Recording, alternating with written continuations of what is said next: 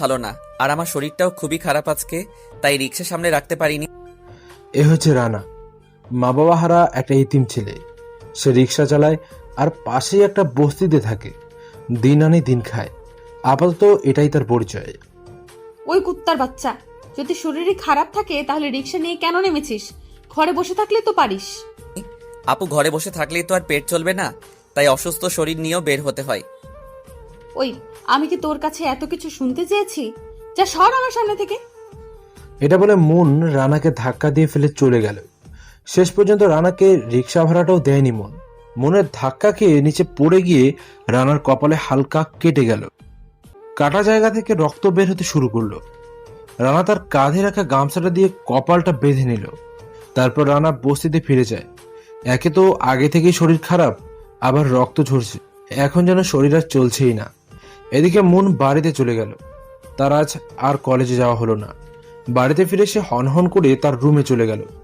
মনের এমন বিহেভ দেখে তার মা মমতা বেগম মেয়ের রুমে গেলেন। মন রুমে গিয়ে তার কলেজের ব্যাগ ছুঁড়ে মারল বিছানার ওপর। মমতা বেগম বললেন, কি রে, কি হয়েছে? এত রেগে আছিস কেন? আর তোর জামা কাপড়ের এমন অবস্থা কেন? তারপর মন, এতেই কিন্তু আমার মাথা গরম হয়ে আছে। আচ্ছা ঠিক আছে, আর কিছু বলবো না, যা গিয়ে ফ্রেশ হয়ে খেতে আয় বলেই মমতা বেগম বেরিয়ে গেলেন রুম থেকে। মন যেন হাঁপ ছেড়ে বাঁচল। সে ফ্রেশ হয়ে নিচে এলো খাবারের জন্য। খাবার খেয়ে রুমে গিয়ে কিছুক্ষণ এফবিতে ঘোরাঘুরি করে ঘুমিয়ে পড়ল। পরদিন তার মায়ের ডাকে ঘুম থেকে উঠে যায়। ঘুম থেকে উঠে প্রথমে কিছু নাস্তা করে নেয়, তারপর বেরিয়ে পড়লো কলেজের উদ্দেশ্যে। আজ সে গাড়ি নিয়ে বেরিয়েছে। মন কলেজে যাবার সময় কাল রানা যেখানে দাঁড়িয়েছিল সেদিকে খেয়াল করে দেখে রানা আজ সেখানে নেই। মন আবারও গাড়ি চালাতে মনোযোগ দিল। সে আর রানার বিষয়ে মাথা ঘামালো না।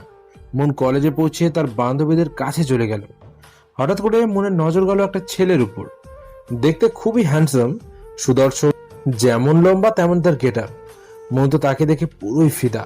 ছেলেটার সাথে কিছু সাঙ্গপাঙ্গও আছে। মনোর বান্ধবীকে দিয়ে ডেকে জিজ্ঞেস করলো, দিয়া, আই দিয়া। হ্যাঁ, কিছু বলবি? ফকিন্নি, এত সময় ধরে ডাকছি, শুনতে পাস না? হ্যাঁ, কি হয়েছে বল। ওই ছেলেটা কে রে? কোন ছেলেটা? আরে ওই যে দূরে দাঁড়িয়ে আছে, দেখতে কত সুন্দর আর কিউট, তাই না? কি সুন্দর, কিউট, কি বলছিস? পাগলের মতো, এর আগে কখনো দেখিনি। কি নাম? ওকে তো আমার চাই চাই। দেখ মন, কারোর উপরটা দেখে এমন কোনো ভুল করিস না যাতে সারা জীবন পস্তাতে হয়, কারণ চকচক করলেই শোনা হয় না। সে নিয়ে তোকে ভাবতে হবে না। কি ভাবছেন ছেলেটাকে? ভাই, গল্পের নায়ক নায়িকা তো আছে, এখন একজন ভিলেন তো দরকার নাকি? হ্যাঁ, এই হচ্ছে আমাদের গল্পের ভিলেন। ছেলেটার বাবা মন্ত্রী, আর বাপের সেই ক্ষমতার জোরে অনেক দুই নম্বরই ধান্দা চালিয়ে যাচ্ছে সে। আন্ডারওয়ার্ল্ডে নিজের আধিপত্য বিস্তারের জন্য চেষ্টা করে যাচ্ছে, কিন্তু পারছে না, শুধু একজনের জন্য। আর সে হচ্ছে মাফিয়া কুং মিস্টার ডেভিড। সবাই শুধু মিস্টার ডেভিডের নাম শুনেছে, কিন্তু আজ পর্যন্ত কেউ তাকে দেখতে পায়নি। যে তাকে একবার দেখেছে তাকে মরতে হয়েছে। মন তার ক্রাশ বয়কে নিয়ে ভাবছে, কিন্তু হঠাৎ এমন একজনকে দেখলো যে মনের মাথায় আগুন জ্বলে উঠলো। মন দেখলো কলেজের গেট দিয়ে রানা ভেতরে প্রবেশ করছে। মন তো রানাকে দেখে রাগে ফুলছে। রানা মনের কাছাকাছি আসতেই আয় ছোট লোক, এদিকে আয়। রানা ছোট লোক শব্দটা শুনে থমকে দাঁড়ালো। কে তাকে ছোট লোক বলে ডাক দিল তা দেখার জন্য, কিন্তু রানা তো মনকে দেখে পুরোই অবাক। মনে মনে ভাবতে লাগলো, এই মেয়ে এখানে কেন? না জানি কপালে কি আছে। হে আল্লাহ, সকাল সকাল এই মেয়ের পাল্লায় পড়তে হবে এখন। ওই, তোকে যে ডাকছি তোর কানে কি সেটা যাচ্ছে না, নাকি কানের নিচে একটা দিতে হবে? রানা মনের দিকে এগিয়ে গেল। জি আপু, কি বলবেন বলুন। তুই এখানে কি করছিস রে ছোট লোক? আসলে আপু, আমি এখানে লেখাপড়া করতে এসেছি। উমা তাই? দেখেছিস দিয়া, ফকিন্নির আবার শখ কত। বলে দুজন হাসতে লাগলো। দিয়া বলল, তুই ওকে চিনিস নাকি? আরে, ও তো একটা রিক্সা চালক। তুই দেখে ওকে বুঝতে পারছিস না?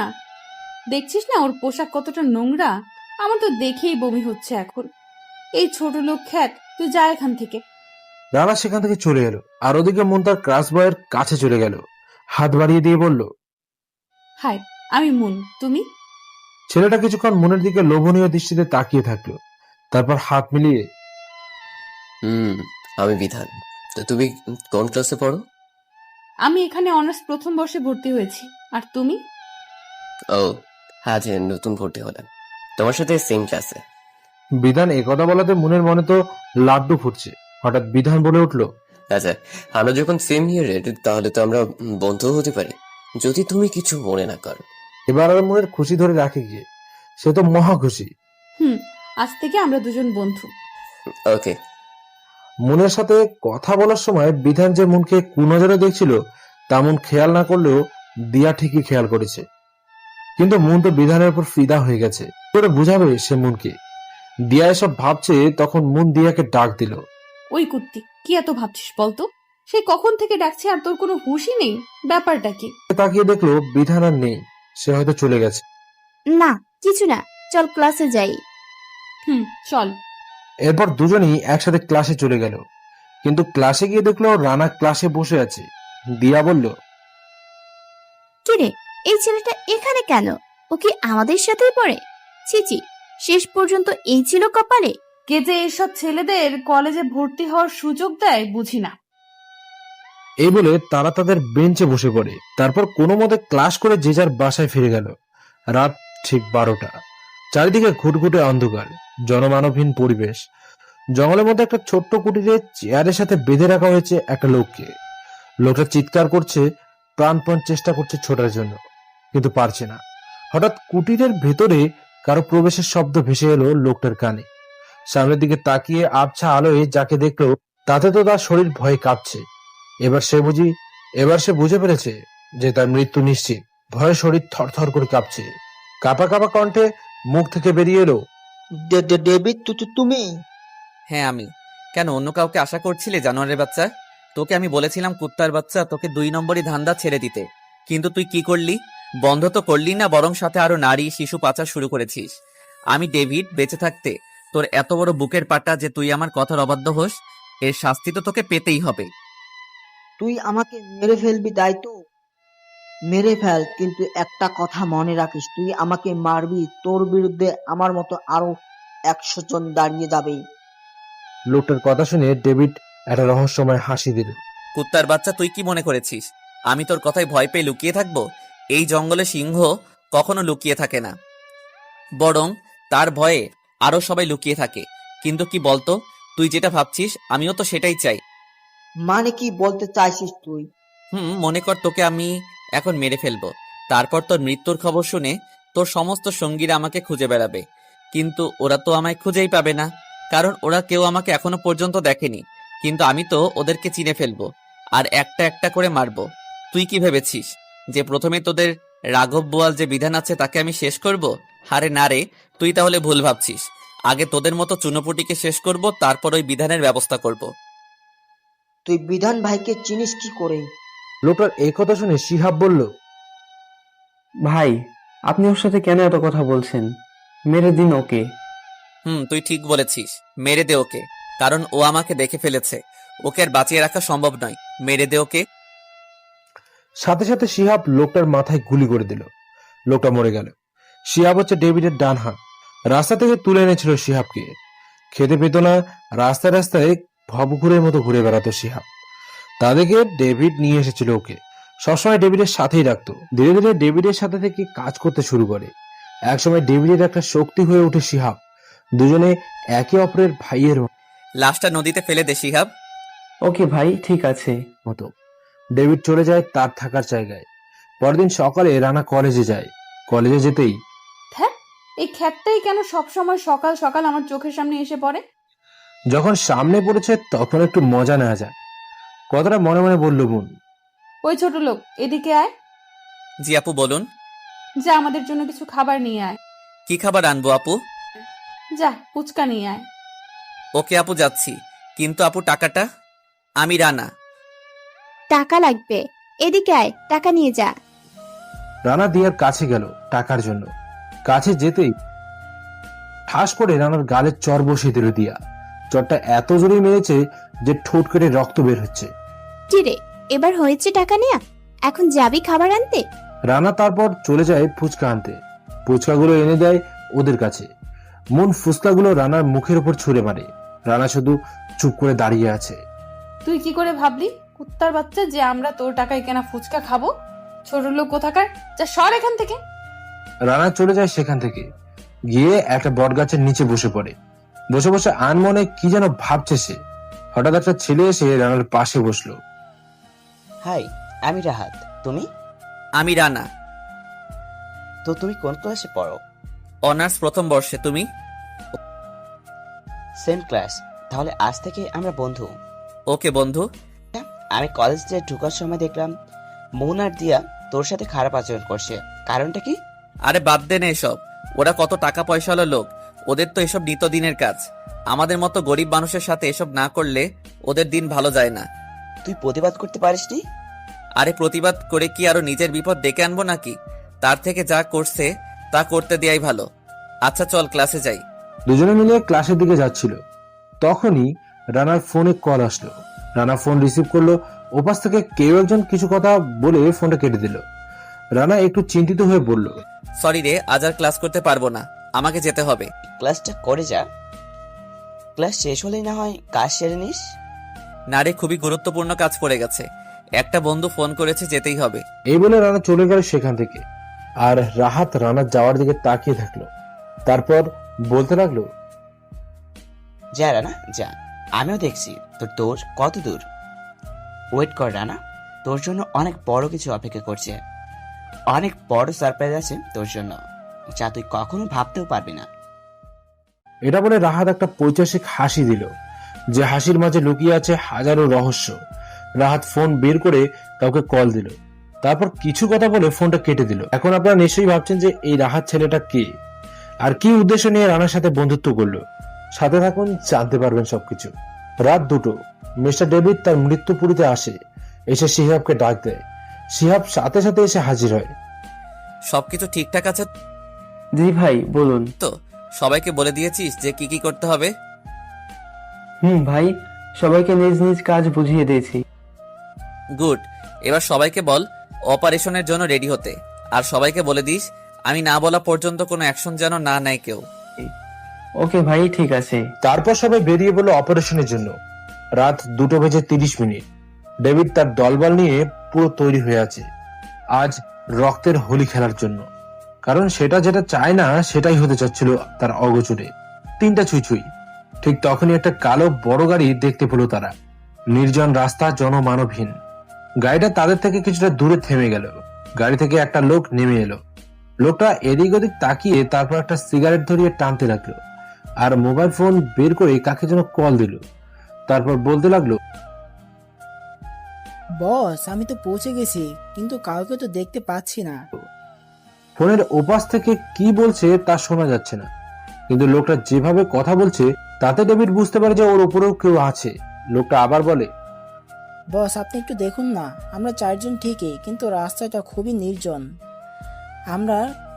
আমার খুবই ভয় করছে বস, প্লিজ কিছু একটা করুন। লোকটা আরো কিছু সময় পর ফোনটা কেটে দিল। লোকটা ফোন কাটার ঠিক 5 মিনিটের মাথায় আর একটা কালো গাড়ি সেখানে এসে উপস্থিত হলো। সেই গাড়ি থেকেও একজন লোক নেমে এলো। তারপর দাঁড়িয়ে বলল। তারপরে দুজনে গাড়ির চাবি চেঞ্জ করে গাড়ির দিকে রওনা হলো। তখনই ডেভিডের নির্দেশ চারদিক থেকে বৃষ্টি ছুটতে লাগলো। সবাই বিপরীতগামী লোকগুলো কোনো সুযোগই পেল না প্রতিরোধ করার। সবারই স্পট ডেথ হয়ে গেল। ডেভিড তার লোকজনকে নিয়ে গিয়ে গাড়ির তালা ভেঙে গাড়ির দরজা খুললো। গাড়ির দরজা খুলে যা দেখলো তাতে তো ডেভিডের মাথা ঘুরে গেল। দেখলো যে গাড়ির ভেতরে ভর্তি টাকা। এরপর দ্বিতীয় গাড়িটা খুলে ফেললো। সেটা খুলে যা দেখলো তাতে তো তার মাথায় যেন আকাশ ভেঙে পড়লো। মানুষ এতটা নিচে নামতে পারে তা সে ভাবতেও পারেনি। সে জানতো যে আজ এখানে এমনি কিছু হবে, কিন্তু সেটা যে এত পরিমাণ যা তার ধারণার বাইরে ছিল। কারণ গাড়ির ভেতরে পুরো গাড়ি মেয়ে দিয়ে ভর্তি। প্রতিটা মেয়ের বয়স 15 কিংবা 16 বছরের বেশি না। মেয়েগুলো সবাই ভয় পেয়ে আছে। ডেভিডকে দেখে তারা ভয়ে গাড়ির মধ্যে এক জায়গায় জড়সড় হয়ে বসে রইল। ডেভিড ভাবলো সে যদি মেয়েগুলোকে এখন কিছু বলতে যায় তাহলে হিতে বিপরীত হতে পারে। তাই ডেভিড প্রথমে তার লেডি গ্যাংয়ের কিছু মেয়েদেরকে বলে মেয়েগুলোকে স্বাভাবিক করে তুলতে। তারপর ডেভিড সবার পরিবারের কাছে খবর পৌঁছে দেয় মিডিয়ার মাধ্যমে। কিন্তু ডেভিড কারোর সামনে আসে না, সবকিছু করিয়েছে শিহাবকে দিয়ে। কিছুক্ষণের মধ্যেই সবাই এসে মেয়েগুলোকে নিয়ে যায়। ডেভিড তার লোকজনদের নিয়ে সেখান থেকে আসতে যাবে, তখন কেমন যেন একটা আওয়াজ শুনতে পেল। সবাই সেই আওয়াজ অনুসরণ করে যেতে লাগলো। কিছু দূর যেতে দেখতে পেল প্রথমে যে লোকটি গাড়ি নিয়ে এসে রাস্তায় দাঁড়িয়েছিল, সেই লোকটি শুয়ে শুয়ে যন্ত্রণায় কাতরাচ্ছে, কারণ তার পায়ে গুলি লেগেছে। ডেভিড তো ভেবেছিল সবাই মারা গেছে, কিন্তু এ তো এখনো জীবিত। ডেভিড মনে মনে ভাবতে লাগলো। যাক, ভালোই হলো। এর কাছ থেকে তো অন্তত জানা যাবে যে কে আছে এসবের পিছনে। এটা ভেবে সে লোকটাকে হসপিটালে নিয়ে যায়। ডক্টর লোকটার চিকিৎসা করে, লোকটা সুস্থ হয়। ডেভিডের এসব কাণ্ড একজন বসে বসে তার ল্যাপটপে দেখছে আর হাসছে আর বলছে, ডেভিড, অপেক্ষায় থাক, আমি আসছি তোর জীবনের কাল হয়ে। এই রাজন রাইসন একবার যেটা ভাবে সেটা সে করেই সারে। তোর সাথে আমার অনেক হিসাব যে বাকি রে ডেভিড। আমি আসছি ডেভিড, আমি আসছি। বলেই রাজন রাইসন এক পৈশাচিক হাসিতে মেতে ওঠে। ডেভিড রাত 9টায় হসপিটালে আসে লোকটার সাথে দেখা করার জন্য, কিন্তু লোকটা তার কেবিনে নেই। ডেভিড হসপিটালের ডক্টরকে ডাকে কি ব্যাপার ডক্টর, রোগী কোথায়? আর বলে, কিন্তু ডক্টর কিছুই বলতে পারে না। ডেভিড হসপিটালের সিসিটিভি চেক করে দেখে লোকটা নিজেই একা একা হেঁটে হসপিটালের বাইরে চলে গেছে। এসব দেখে ডেভিড ডক্টরকে আবারও বলে, এই হচ্ছে আপনাদের দায়িত্ব। একজন অসুস্থ লোক হসপিটাল থেকে হেঁটে বেরিয়ে গেল, আর আপনারা কিছু বলতে পারছেন না। সরি স্যার, আমাদের ভুল হয়ে গেছে, আমাদের মাফ করে দিন। মাফ করে দিব তাই না? অপদার্থ কোথাকার।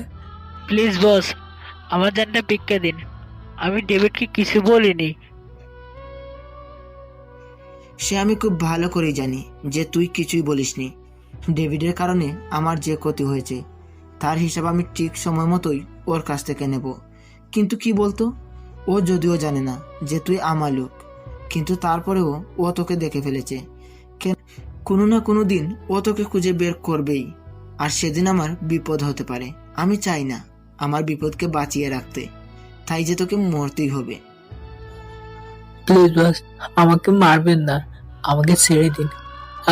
আমি এই দেশ ছেড়ে অন্য দেশে চলে যাব, তবু আমাকে ছেড়ে দিন। লোকটার এমন কাকুতি মিনতি দেখেও রাজন রাইসনের পাথর মনে একটু মায়া হলো না। সে লোকটার মাথায় ঠিক মাঝখানটায় একটা গুলি করে দিল। লোকটার নিষ্প্রাণ দেহটা মাটিতে পড়ে আছে। রাজন রাইসন বলল, সরি রে ইয়ার, তুই আমার জন্য অনেক কাজ করেছিস, কিন্তু কি করব বল? তোকে যদি দেখতে না পেতো তাহলে তুই বেঁচে থাকতি রে। এরপর সে রাহাতকে ডেকে বলল, রাহাত, ওর লাশটা পুঁতে দে। ওকে ভাইয়া, আমি ব্যবস্থা করছি, তুমি কোনো চিন্তা করো না। যা করবি খুব সাবধানে করবি, সবার আড়ালে। ওকে। এরপর সে রাহাতকে ডেকে বলল। এরপর ডেভিড লোকটাকে অনেক খোঁজাখুঁজি করলো, কিন্তু কোনো খোঁজই পেল না। রাত 10টা।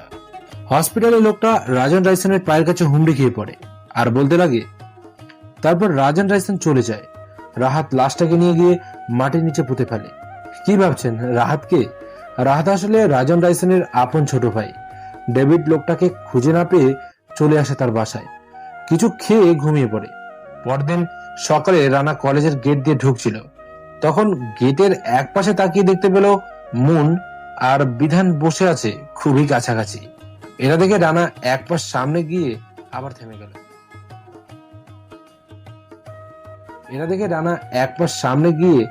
থেমে গেল আর ভাবতে লাগলো, না না, আমি কেন ওদের পথের কাঁটা হয়ে দাঁড়াবো? কিন্তু আমার এমন লাগছে কেন? কেন আমার মন বারবার চাচ্ছে মুনকে এই ছেলেটার থেকে আলাদা করতে। না না, ওরা ওদের মতোই থাক, আমি বরং আমার কাজ করি। রানা হাঁটতে হাঁটতে চলে যায় সেই বট গাছের নিচে। সেখানে গিয়ে বসে আছে আনমনে। এটা তার নিত্যদিনের অভ্যেস। যখন একা থাকে তখন কি যেন ভাবে সে। হঠাৎ রাহাত তার ভাবনার অবসান ঘটিয়ে বলে, কিরে, এখানে বসে কি করছিস? ক্লাসে যাবে না? চল ক্লাসটা করে আস। এরপর দুজনেই চলে যায় ক্লাস করতে। ক্লাসে গিয়ে তারা একটা বেঞ্চে বসে পড়ল। মুন আর দিয়াও আছে, কিন্তু তারা তো রানাকে দেখে রাগে ফুলছে। মুন আর সহ্য করতে না পেরে কিছু বলতে যাবে, তখনই স্যার ক্লাসে চলে আসলো। স্যার আসার সাথে সাথেই সবাই নীরব দর্শকের মতো হয়ে গেল। কেউ কোনো কথা বলছে না, শুধু স্যারের লেকচার শুনে যাচ্ছে মন দিয়ে। কিছুক্ষণ পর ছুটির ঘন্টা বেজে গেল। সবাই মিলে রওনা দিল যে যার গন্তব্যের উদ্দেশ্যে। রানাও চলে গেল তার বস্তিতে। এরপর বিকেল বেলা রিক্সা নিয়ে বের হয় রানা। স্ট্যান্ডে বসে আছে সে। হঠাৎ কে যেন তাকে ডাক দিল। কে ডাক দিয়েছে তা দেখার জন্য রানা তাকাতেই দেখে মুন আর বিধান একসাথে দাঁড়িয়ে আছে। ওদের দেখে রানা মাথা নিচু করে দাঁড়িয়ে আছে। মুন বলে ওঠে, দেখো দেখো, ছোট লোকটার মুখের অবস্থা তো দেখো একবার। কোথায় যাবেন সাহেব? সামনের পার্কে নিয়ে চল আমাদের। আচ্ছা ঠিক আছে, উঠুন। মুন আর বিধান দুজনেই রিক্সায় উঠে বসে পড়লো। রানা রিক্সা চালাতে লাগলো, কিন্তু বিপত্তি বাঁধলো কিছুক্ষণ পরে। হঠাৎ মুন রানার সিটের উপর পা তুলে বসে রইল। রানা না পারছে বসতে, না পারছে বলতে, শুধু রিক্সা চালাচ্ছে আর রাগে শরীর কাঁপছে। অবশেষে রানা ওদের দুজনকে পার্কের সামনে নামিয়ে দিয়ে চলে আসে। এদিকে ডেভিড হাসপাতালে সেই লোকটাকে খুঁজে না পেয়ে নিজের রুমে পায়চারি করে বেড়াচ্ছে। তখনই শিহাব আসে। হ্যাঁ শিহাব বল, কোনো খবর পেলি কি ওর? ভাই, ওর তো কোনো খবর পাইনি, কিন্তু এটা নিশ্চিত যে ওকে কিডন্যাপ করা হয়েছে। তুই কিভাবে বুঝতে পারলি যে ওকে কিডন্যাপ করা হয়েছে? ভাই, আমি হসপিটালের আশেপাশের সিসিটিভি গুলো চেক করেছি, আর সিসিটিভি ফুটেজে দেখতে পেয়েছি হসপিটাল থেকে কিছু দূরে লোকটাকে একটা কালো গাড়ি এসে উঠিয়ে নিয়ে গেছে। গাড়িটাতে 7 থেকে 8 জন লোক ছিল। চিনতে পেরেছিস ওদের কাউকে? না ভাই, ওখানেই তো সমস্যা। মানে? ওরা সবাই কালো কাপড় দিয়ে মুখ ঢাকা ছিল। তবে একটা বিষয় ভাই, ওদের পোশাকগুলো একদম একই রকম, সবার গায়ে একই ধরনের পোশাক, আর ওরা কাজটা খুব দ্রুত করেছে, তাই কেউ বুঝতেও পারেনি। প্রথমে ওকে অজ্ঞান করেছে, তারপর গাড়িতে করে নিয়ে চলে গেছে। শিহাব তুই এক কাজ কর, গাড়িটা কার নামে রেজিস্ট্রেশন করা সেটা খুঁজে বের কর। ওকে ভাই, আমি দেখছি, আপনি নিশ্চিন্ত থাকুন। এটা বলে শিহাব সেখান থেকে চলে যায়। আর ডেভিড ভাবতে লাগে, নিশ্চয়ই কোনো বড় ধরনের ষড়যন্ত্র চলছে, নিশ্চয়ই কোনো বড় ধরনের ধামাকা হতে চলেছে দেশে। কিছু তো একটা করতেই হবে। পরদিন সকালে কলেজে রানা আর রাহাত বসে আছে। রানা আগের মতোই নিশ্চুপ হয়ে বসে আছে, কোনো কথাই বলছে না। কোনো উপায় না পেয়ে রাহাত বলে, কিরে, তোর সমস্যা কোথায় বলতো? তোকে যখনই দেখি তখনই কি যেন ভাবছিস। কি ভাবছিস এত, বলতো? না কিছু না, এমনি ভালো লাগছে না। চল ক্লাসে যাই, ক্লাসের সময় হয়ে গেছে। তুই যা, আমি আসতেছি। আচ্ছা ঠিক আছে, তাড়াতাড়ি আসিস। হুম। রানা সেখান থেকে চলে যায়। রাহাত কাকে যেন ফোন দিল। ফোনের অপর পাশ থেকে একটা লোক রিসিভ করে বলল, হে রাহাত, বল। আমার মাথায় কিছু ঢুকছে না, আমি কি করব? ও তো শুধু আমার সাথে বন্ধুত্ব করছে, কিন্তু এখন পর্যন্ত ওর মনে আমি জায়গা করতে পারিনি। কোনো কথাই বের করতে পারছি না ওর কাছ থেকে। কিছু জিজ্ঞেস করার আগেই এড়িয়ে যায়। কিভাবে কি করব ভেবে পাচ্ছি না। যেভাবেই হোক ওর পিছু তুই ছাড়বি না। আর হে, ও যেন তোকে কোনোভাবেই সন্দেহ না করে, তাহলে কিন্তু অনেক বড় বিপদ হবে। এমনটা তো আমি হতেই দেব না। আর যদি কখনো এমনটা হয়, আমাকে ও কিছু করার আগেই আমি ওর ব্যবস্থা করব। এ নিয়ে তোকে ভাবতে হবে না। রাহাত এসব বলছে, কিন্তু রাহাতের এসব কথা আড়াল থেকে কেউ একজন শুনে ফেলেছে। অবশ্য সে লোকটা ফোনের অপর পাশের ব্যক্তির কোনো কথাই শুনতে পায়নি, কিন্তু রাহাতের সমস্ত কথা সে শুনতে পেয়েছে। রাহাতের কথা শুনে তো তার পায়ের রক্ত মাথায় উঠে গেল। রাগে তার চোখ রক্তের মতো লাল হয়ে গেছে। সে রাহাতকে পারলে এখনই মেরে দেয়, কিন্তু সে সেটা এখন করতে চায় না, কারণ তাহলে সে তার সমস্ত সাজানো প্ল্যান নষ্ট হয়ে যাবে। তাই নিজের রাগটাকে কোনো মতে সংযত করে সেখান থেকে চলে গেল।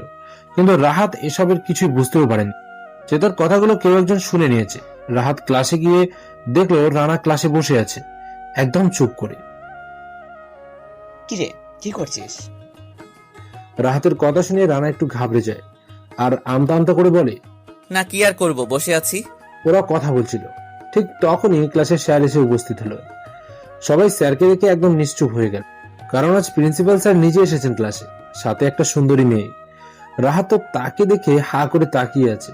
মেয়েটা যেমন লম্বা তেমনই সুন্দরী, আর কোমর অব্দি চুল, দেখতে খুব স্মার্ট। তো হা করে তাকিয়ে থাকাটা তো কোনো অপরাধের না, তাই না? রানা রাহাতের এই অবস্থা দেখে বলল, ওই শালা মুখ বন্ধ কর, মুখে মাছি যাবে। রাহাত সাথে সাথে মুখ বন্ধ করে নেয় আর মাথা চুলকাতে থাকে। স্যার বললেন, হ্যালো স্টুডেন্ট, এর নাম রিয়া।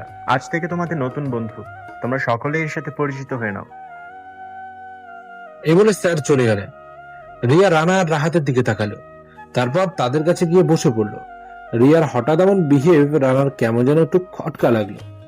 রিয়া রানা আর রাহাতের দিকে হাত বাড়িয়ে বলে, হাই, আমি কি তোমাদের সাথে বন্ধুত্ব করতে পারি?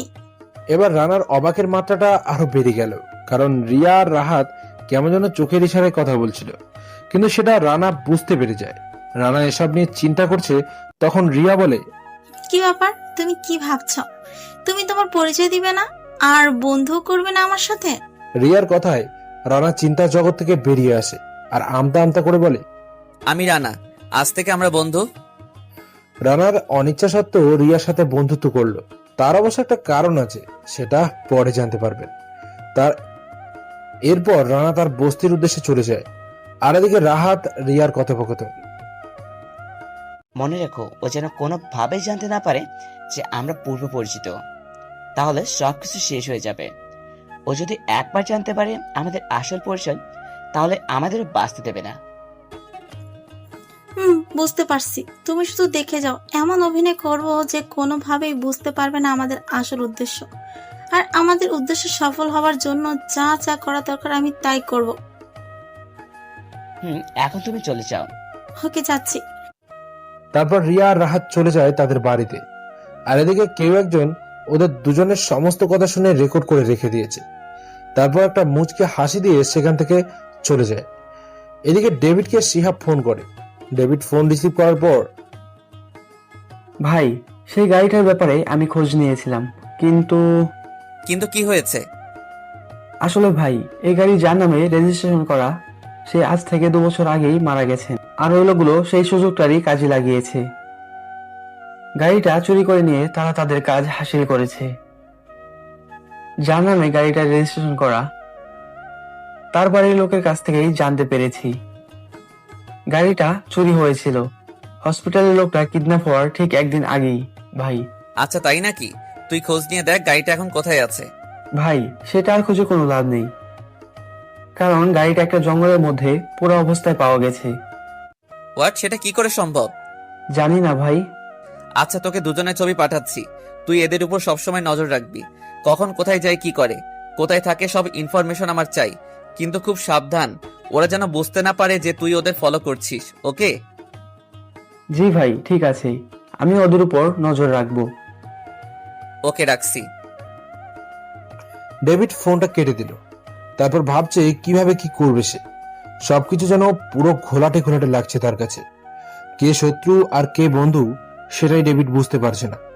সবাই যেন এক প্রকার মুখোশের আড়ালে বসে আছে।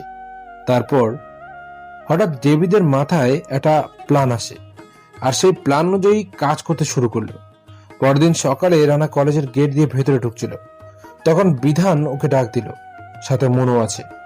সেখানে যাওয়ার পর বিধান রানাকে বলে, ছোট লোক, যা আমার জন্য একটা সিগারেট নিয়ে আয় তো। মানে আমি কেন আপনার জন্য সিগারেট আনতে যাব?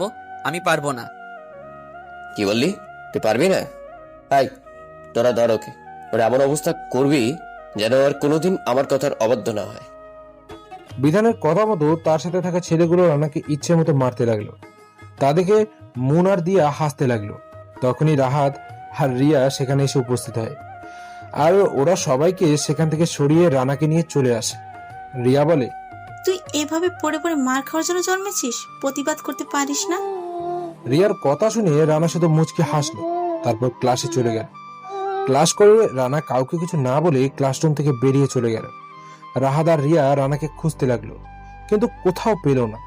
এদিকে বিধান মুনকে বলল, মন, আমরা আজকে একটা পার্টি রেখেছি, সব বন্ধুরা মিলে। যদি তুমি আসতে। আমি কিন্তু প্লিজ প্লিজ না করো না, প্লিজ। ওকে, ঠিক আছে, আমি আসবো।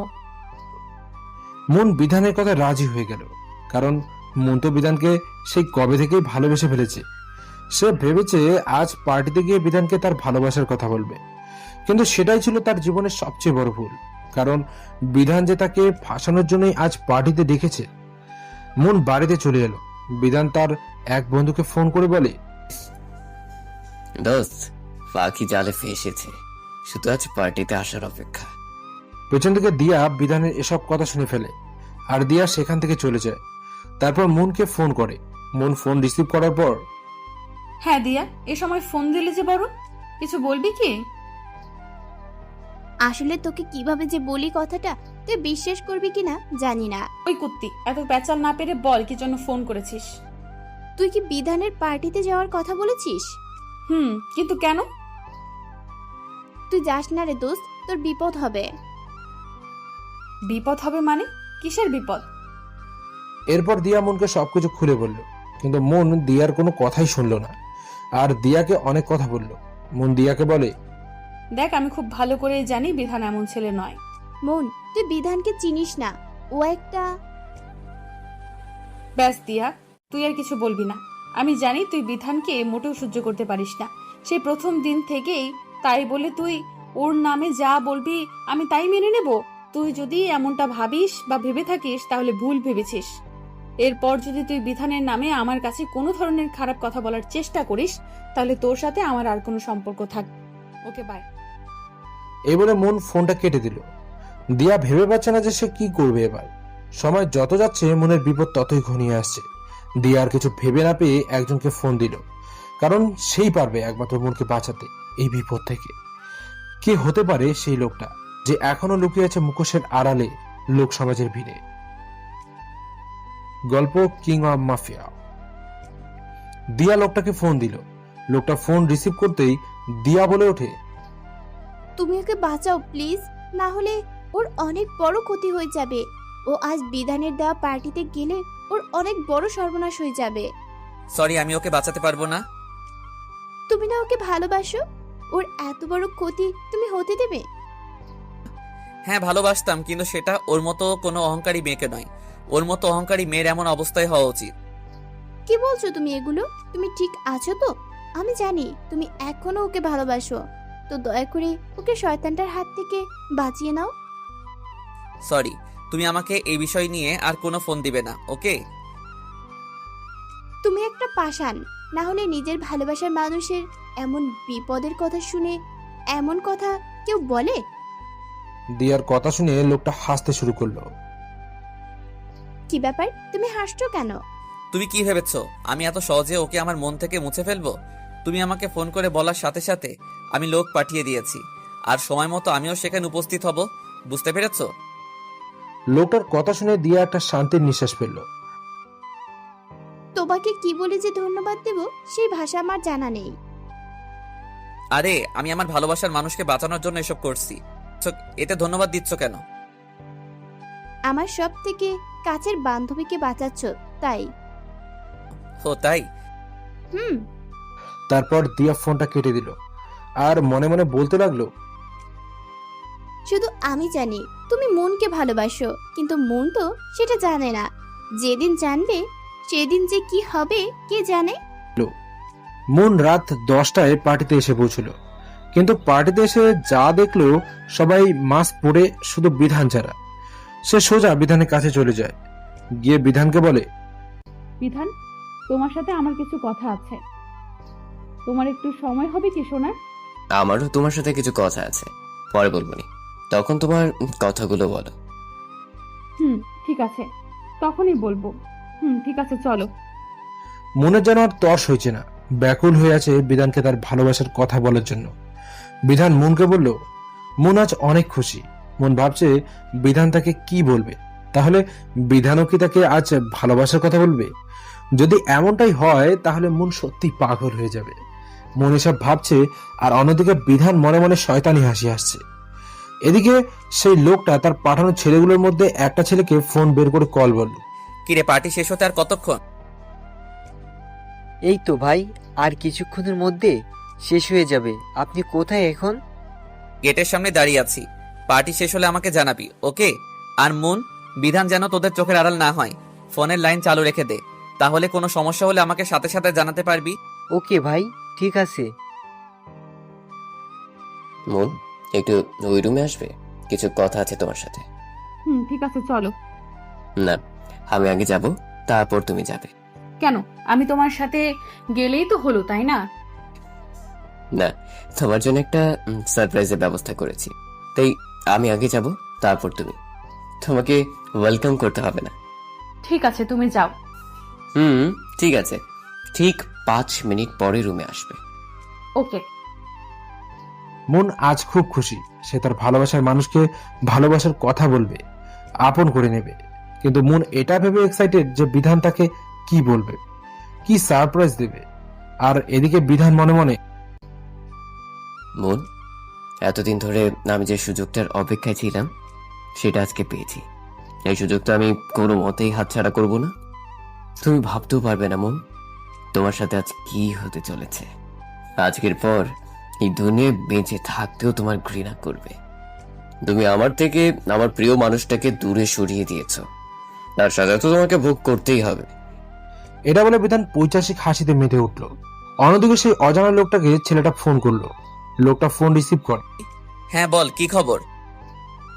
ভাই, বিধান ভাবিকে রুমে যেতে বলেছে কি নাকি সারপ্রাইজ দিবে। 5 মিনিট পরে ভাবি রুমে যাবে। বাড়িতে কে কে আছে এখন? পার্টি শেষ তো, সবাই চলে গেছে। এখন শুধু বিধান আর ওর বন্ধু আর ভাবি আছে। তোরা এক কাজ কর, মুনের পিছু পিছু যা, কিন্তু রুমের ভিতরে কেউ যাবি না। দরজার সামনে দাঁড়িয়ে থাকবি, আমি আসছি। ঠিক 5 মিনিট পর মন পা বাড়ালো রুমের দিকে। তার পেছনে বিধানের বন্ধু ছিল আর ওদের পেছন পেছনে ছেলেগুলো। মন রুমের সামনে গিয়ে দরজায় ধাক্কা দিতেই দরজা খুলে গেল, কিন্তু রুমের ভিতরে অন্ধকার, সামনে কিছুই দেখা যাচ্ছে না। আর সেই সুযোগে বিধানের বন্ধুগুলো রুমের ভেতরে অন্ধকার লুকিয়ে পড়ল। তা মন বুঝতেও পারেনি। মন রুমে অন্ধকার দেখে বিধানকে ডাকতে লাগলো। বিধান, বিধান, কোথায় তুমি? রুমে এত অন্ধকার কেন? কি হলো? কথা বলছো না কেন? কোথায় তুমি? মন বিধানকে ডেকে চলেছে, কিন্তু বিধানের কোনো সাড়া শব্দ নেই। হঠাৎ করে দরজা বন্ধ হয়ে গেল। এবার মনে ভয় লাগতে শুরু করলো। মন ভয়ে কাঁপা কাঁপা গলায় বলল, বিধান দেখো, আমার খুব ভয় করছে অন্ধকারে, প্লিজ বাইরে আসো। হঠাৎ রুমের লাইটগুলো জ্বলে উঠল। লাইটের আলোতে মন দেখতে পেল তার সামনে একটা লোক উল্টো দিক হয়ে দাঁড়িয়ে আছে। মন ভাবলো হয়তো বিধান, কারণ লোকটা বিধানের মতো পোশাক পরে দাঁড়িয়ে আছে। কিন্তু তার ভাবনা যে ভুল ছিল সেটা ভাবতেও পারেনি। মন গিয়ে বিধান ভেবে লোকটার পিছন থেকে জড়িয়ে ধরলো আর বলতে লাগলো, প্লিজ বিধান, আই লাভ ইউ বিধান, আই রিয়েলি লাভ ইউ। খুব ভালোবাসি তোমায়, খুব। লোকটা বলল, জানি তো আমিও তোমায় খুব ভালোবাসি। এবার মন খুশিতে আরো শক্ত করে জড়িয়ে ধরল। মন তখনও বুঝতে পারেনি যে এটা বিধান নয়। লোকটা সামনের দিকে ঘুরে মনকে জড়িয়ে ধরে রাখলো। মন তখনও খেয়াল করেনি যে এ অন্য কেউ, কারণ সে লোকটার বুকে মাথা রেখে আছে।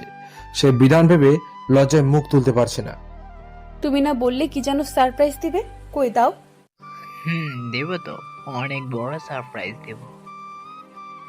তুমি জানো আমি অন্ধকারে কতটা ভয় পেয়েছিলাম? এখন তোমার একটু পরে ভয় কেটে যাবে। মানে? এ বলে মন মাথা তুলতেই তার মাথায় যেন আকাশ ভেঙে পড়ল। সে লোকটাকে ছেড়ে দিয়ে দূরে যেতে চাইলে লোকটা তাকে আরো শক্ত করে জড়িয়ে ধরল। মন ছোটার চেষ্টা করছে, কিন্তু পারছে না। কে আপনি? ছাড়ুন আমায়। বিধান কোথায়? আমি বিধানের কাছে যাব। কোল বেবি কোল, টেনশন নিও না। বিধান আমার বন্ধু, আর আমার বন্ধুকেও ভালোবাসবে, আমাকেও ভালোবাসবে। মানে? হ্যাঁ, তুমি বিধানকে ভালোবাসো আর আমাকেও ভালোবাসবে, সমস্যা কোথায়? মন ঠাস করে লোকটার গালে চড়। আপনার সাহস কি করে হয় আমাকে কুপ্রস্তাব দেওয়ার? বিধান কোথায়? আপনি বিধানের সাথে কি করেছেন?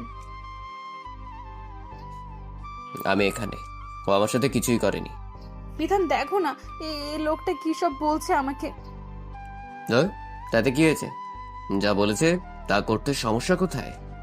শুধু একজন, আরো অনেকেই আছে। কি বলছো তুমি এসব? হ্যাঁ, ঠিকই বলছি। তাই তোরা সবাই বেরিয়ে আয়। বিধানের ডাক শুনে আড়াল থেকে আরো 4-5টা ছেলে বেরিয়ে এলো। বিধান এসব কি? প্লিজ বলো না তুমি আমার সাথে এগুলো মজা করছো। বিশ্বাস করো বিধান, আমি খুব ভালোবাসি তোমায়। এমনটা করো না আমার সাথে। ভালোবাসা মাই ফুট। অনেকদিন, হ্যাঁ অনেকদিন ধরে আমি সুযোগের অপেক্ষায় ছিলাম, আর সেই সুযোগ পেয়েও আমি হাতছাড়া করব? তুই আমার যে ক্ষতি করেছিস খুঁজে পাবি কি করে? থাকলে না পাবি। ও চলে গেছে এই পৃথিবীর মায়া ত্যাগ করে না ফেরার দেশে, আর এর জন্য দায়ী একমাত্র তুই। হ্যাঁ হ্যাঁ, শুধু তুই। ওর সাথে তোমার কি সম্পর্ক? মনের কথা শুনে বিধানের রাগটা যেন আরো বেড়ে গেল। সে মনকে ঠাস করে একটা চর মারল। জানতে চাস ওর সাথে আমার কি সম্পর্ক? আমার ভাই, হ্যাঁ, আমার একমাত্র ছোট ভাই ছিল। হোয়াট? কি বলছো তুমি এসব? তাহলে ও মারা গেল কিভাবে? আর এতে আমার দোষটা কোথায়? মনের কথা শুনে বিধানের রাগটা যেন আরো বেড়ে গেল। সে মনকে ঠাস করে একটা চর মারল। এবার চরটা এত জোরে মেরেছে যে ঠোঁট কেটে রক্ত বেরোচ্ছে। বিধান মনকে বলতে লাগলো, আমি আর বিহান দুই ভাই। আমি যদি অন্ধকার জগতের বাসিন্দা একজন খারাপ মানুষ, মেয়েদের ফাঁসানোটাই ছিল আমার কাজ। মেয়েদেরকে ফাঁসিয়ে প্রথমে তাদের সর্বনাশ করতাম, এরপর হ্যাঁ করি। কিন্তু আমাদের উপরে আরো একজন আছে, তাকে অবশ্য আমি এখনো দেখিনি। এসব কথা তোকে বলে লাভ নেই। যদিও আমি কালো দুনিয়ার মানুষ, নিজের আখের গুছানোর জন্য আমি সব করতে পারি, কিন্তু আমার ভাইটা ছিল একদম মাটির মানুষ। বাইরের জগৎ সম্পর্কেও কিছুই বুঝতো না। একদম সাদাসিধে একটা ছেলে ছিল। আমাকে বলেছিল তোর সাথে বন্ধু হওয়ার পর ও নিজেকে পরিবর্তন করতে শিখেছে। ধীরে ধীরে তোকে ভালোবাসতেও শুরু করেছিল, কিন্তু তোকে বলতে পারিনি। মনে আছে তোদের কলেজে যেদিন সাংস্কৃতিক অনুষ্ঠান হওয়ার কথা ছিল সেদিনের কথা? বিধানের কথা শুনে মন ডুব দিল অতীতের পাতায়। অতীত, আজ কলেজের সাংস্কৃতিক অনুষ্ঠান। মুনার তার বান্ধবী মল্লিকা মালতী বসে আছে ছোট্ট বটগাছটার নিচে। হঠাৎ তারা দেখতে শুরু করলো। তা দেখে মল্লিকা বুঝতে পারলো যে ওরা কি যেন হাসছে। মল্লিকা ওদের বলল, তোরা থাক, আমি যাচ্ছি। যাক। আরে কোথায় যাচ্ছিস? দাঁড়া না, আমরাও তো যাব। আরে দূরে যা। আরে দূর যা, চলে গেল। এরপর মুন আর মালতীও ক্লাস না করে বাড়ির দিকে রওনা দিল। তুমি বাবাকে একটু ম্যানেজ করো। আচ্ছা ঠিক আছে, কিন্তু মেয়েটার বাড়ি কোথায়? কে মেয়েটা? এত কিছু জানি না ভাই, তবে আমি খোঁজ নিয়ে তোমাকে জানাবো, কেমন? আর একটা কথা ভাই, মেয়েটা আমার থেকে 1 বছরের সিনিয়র। আচ্ছা ঠিক আছে, এতে কোনো সমস্যা নেই। ভাই, এই অন্ধকার জগৎ থেকে বের হয়ে এসে হলো আড্ডা দিই। তারপর তারা চারজনই চলে গেল আড্ডা দিতে। সারাদিন ঘোরাঘুরি করে যে যার বাসায় চলে গেল। এভাবেই চলে গেল প্রায় 4 মাস। কিন্তু হঠাৎ করে বিদায় অনুষ্ঠানের দিনের আগের দিন থেকেই বিহান কোথায় যেন চলে গেল। এরপর আর বিহানের সাথে ওদের দেখা হয়নি। অবশ্য মন সহ সবাই মিলে তাকে খুঁজছিল, কিন্তু কোনো লাভ হয়নি। হঠাৎ বিধানের কথায় মন অতীতের স্মৃতি থেকে ফিরে চলে গেল। বিহানের আজ পর্যন্ত কোনো মেয়েকে এতটা ভালো লাগেনি, শুধু মনকেই সে ভালোবেসেছিল। কিন্তু আজ সে মনও তাকে এভাবে ঠকাতে পারল। বিহান বাড়ি ফেরার সময় দোকান থেকে 1 বোতল বিষ কিনে নিয়ে গেল। সে তার বাড়িতে গিয়ে প্রথমে বিষ পান করে পুরো বোতল খালি করে ফেলে। তারপর বিধানকে ফোন দেয়। ডক্টর রুম থেকে বের হচ্ছে না। হঠাৎ ডক্টর টানা 5 ঘন্টা পর রুম থেকে বের হয়ে এলো। বিধান আর তার বাবা এক প্রকার দৌড়ে ডক্টরের কাছে গেল। বিধান জিজ্ঞেস করলো, ডক্টর, আমার ভাইয়ের কি অবস্থা? কিন্তু ডক্টর কিছুই বলছে না। তাদেরকে বিধানের বাবা জিজ্ঞেস করলো, কি হলো ডাক্তার, আপনি কিছু বলছেন না কেন? কিছু তো বলুন।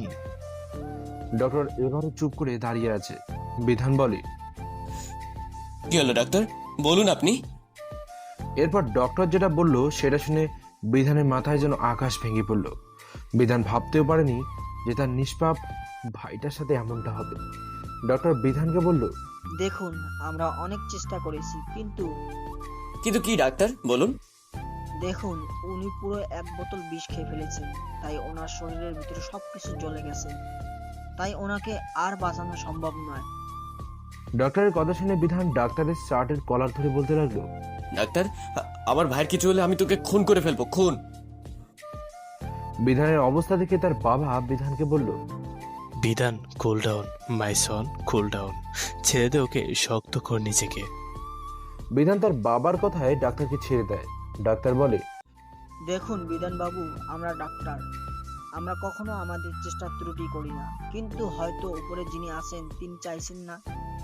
যাই হোক, উনি আপনাদের সাথে কথা বলতে চাচ্ছেন। সময় খুব কম, গিয়ে ওনার সাথে কথা বলে নিন। ডাক্তার এই কথা বলে সেখান থেকে চলে গেল। বিধান আর তার বাবা কেবিনে গিয়ে বিহানের পাশে এসে বসলো। বিহান বিধানের হাতে একটা ছবি দিল। বিধান হাতে নিয়ে দেখে একটা মেয়ের ছবি। বিধান বিহানের দিকে তাকাতেই বিহান বলে, হ্যাঁ ভাই, এই মেয়েটা আমার মৃত্যুর বদলা চায়, আর তা না হলে আমার আত্মা শান্তি পাবে না। আমায় কথা দাও ভাই, তুমি আমার মৃত্যুর বদলা নেবে। তুই এটা কি করলি ভাই? প্লিজ ভাই, আমার হাতে সময় নেই, বলো তুমি আমার এই শেষ কথাটা রাখবে। তুই একটা বার বাবার কথা আবার কথা ভাবলি না? কথা দিলাম ভাই, আমি তোর শেষ কথাটা রাখ। বাবা, ভাইকে দেখে রেখো। বাবা, আমরা তো সব কথাই থাকবো, তুই এখন একটু চুপ কর। হঠাৎ বিহান জোরে জোরে শ্বাস নিতে শুরু করলো। বিধান ডাক্তারকে ডাক দিল। ডাক্তার আস্তে আস্তে বিহানের নিঃশ্বাস বন্ধ হয়ে গেল। ডাক্তার এসে চেক করে বলল, বিহান আর বেঁচে নেই। বিধান সেদিন অনেক কান্না করেছিল আর প্রতিজ্ঞা করেছিল যে মুনের জীবন সে পুরো অন্ধকার করে দেবে।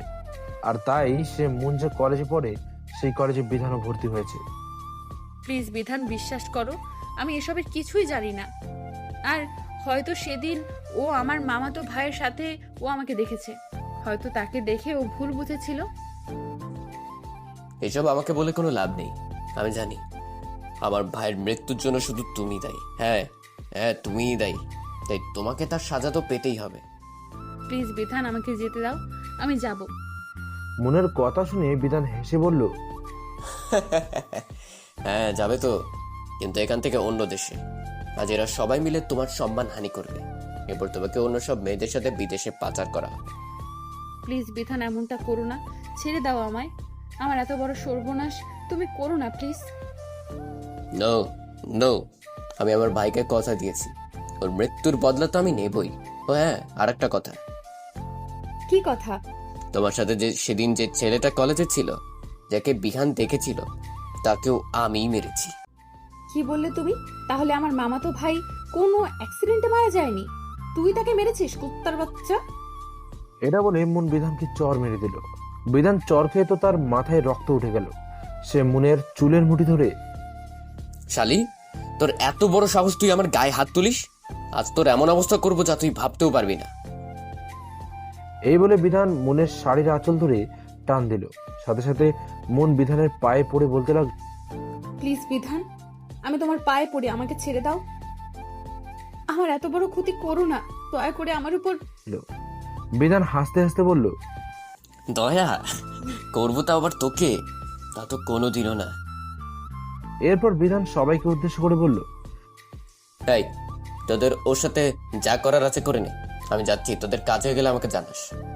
ওকে দোস্ত, তুই যা, আমাদের কাজ হয়ে গেলে আমি তোদের জানাবো। ওকে। বিধান চলে যায় বাড়ির বাইরে অন্য একটা কাজে। বিধান বেরিয়ে যাওয়ার পর রুমের লোকগুলো এক পা করে মুনের দিকে আগাচ্ছে, আর মুন এক পা করে পিছোচ্ছে। হঠাৎ একটা লোক মুনকে জাপটে ধরে ফেলে।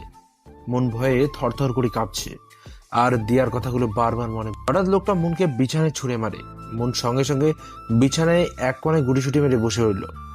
লোকগুলো মুনের অবস্থা থেকে হাসতে লাগলো।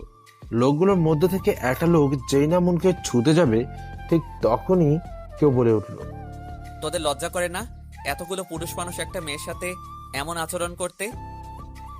হঠাৎ এমন কথায় সবাই অবাক হয়ে গেল।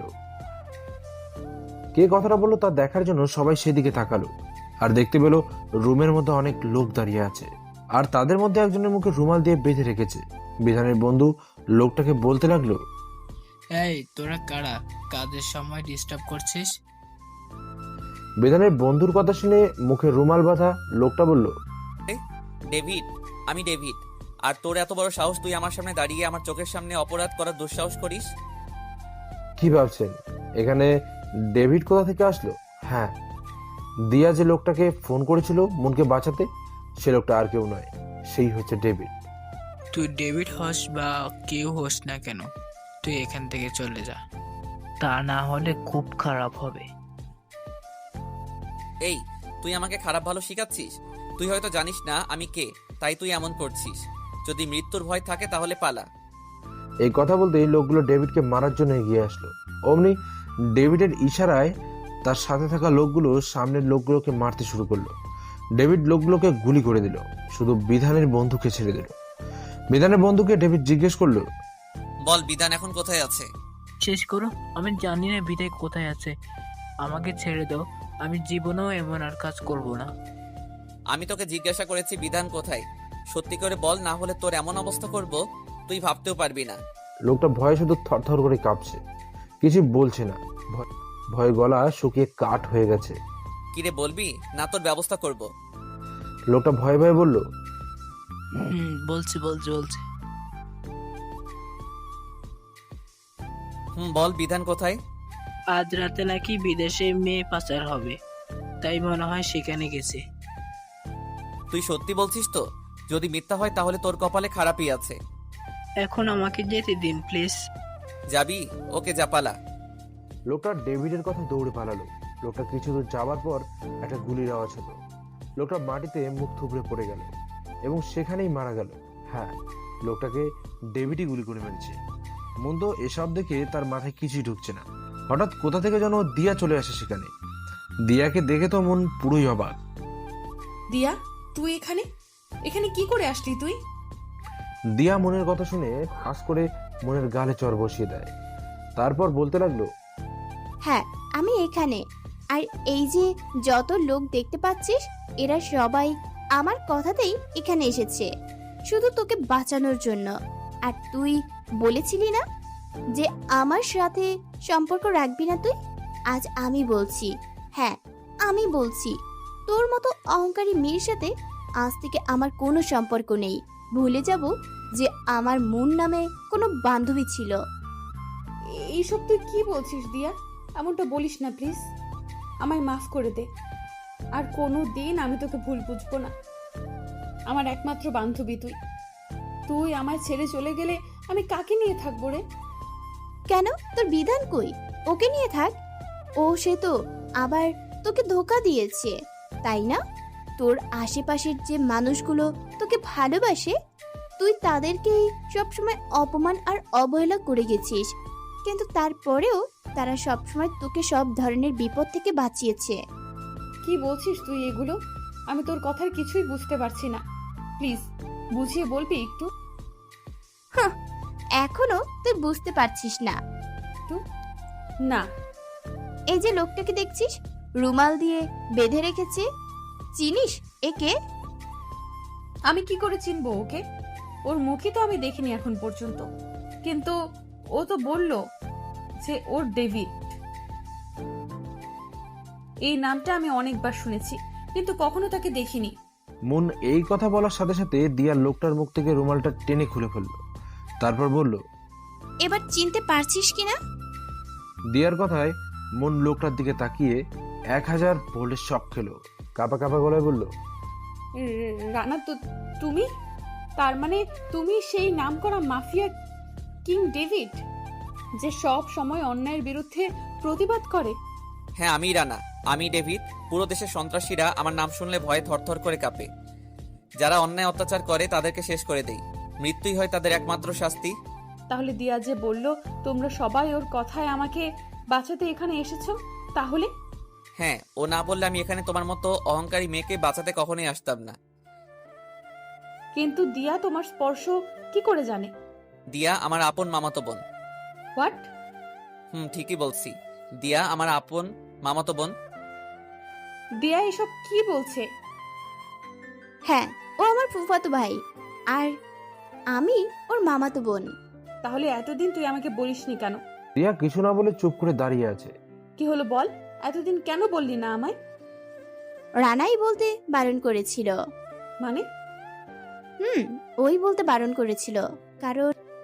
কারণ? বল, কিসের কারণ? আমি বলতে পারবো না। রানা, তুমি বলো, কেন ওকে বলতে বারণ করেছিলে যে তুমি ওর মামাতো ভাই? দেখুন ম্যাডাম, এসব আমি আপনাকে বলতে বাধ্য নই। ও হ্যাঁ, আমাকে কেন বলবে? আমি তোমাদের কার কি হই যে আমার কাছে বলবে? দিয়া। হ্যাঁ ভাই। ওকে নিয়ে যা, হয়তো বাড়ির সবাই চিন্তা করছে। মনকে নিয়ে যেতে লাগে। মন যাবার আগে রানাকে বলে, রানা, আমি তোমার সাথে অনেক খারাপ আচরণ করেছি, যদি পারো আমাকে মাফ করে দিও। চলি। তারপর মন দিয়ার সাথে বাড়িতে চলে গেল। বাড়িতে ফিরে ফ্রেশ হয়ে ঘুমিয়ে পড়ল। দিয়া মনের সাথে থাকায় মনের মা তাকে এত রাতে বাড়িতে আসায় কিছু বলেনি। দিয়া আজ মুনের সাথে তাদের বাড়িতেই থেকে গেল। আর অন্যদিকে ডেভিড অর্থাৎ রানা চলে গেল লোকটার বলা সেই ঠিকানায় বিধানকে ধরার জন্য। রানা রাগে কটমট করছে। সে আজ বিধানকে পেলে যে কি করবে তা সে নিজেও জানে না। ঠিকানা মোতাবেক পৌঁছানোর পর রানা সমস্ত প্রস্তুতি নিয়ে রেখেছে। হঠাৎ কিছু গাড়ি রাস্তার দুই দিক থেকে মুখোমুখি এসে দাঁড়ালো। আর দুই দিকের গাড়ির সাথে দুটো বড় বড় গাড়িও আছে। দুই দিকের গাড়ি থেকে দুজন লোক নেমে এলো।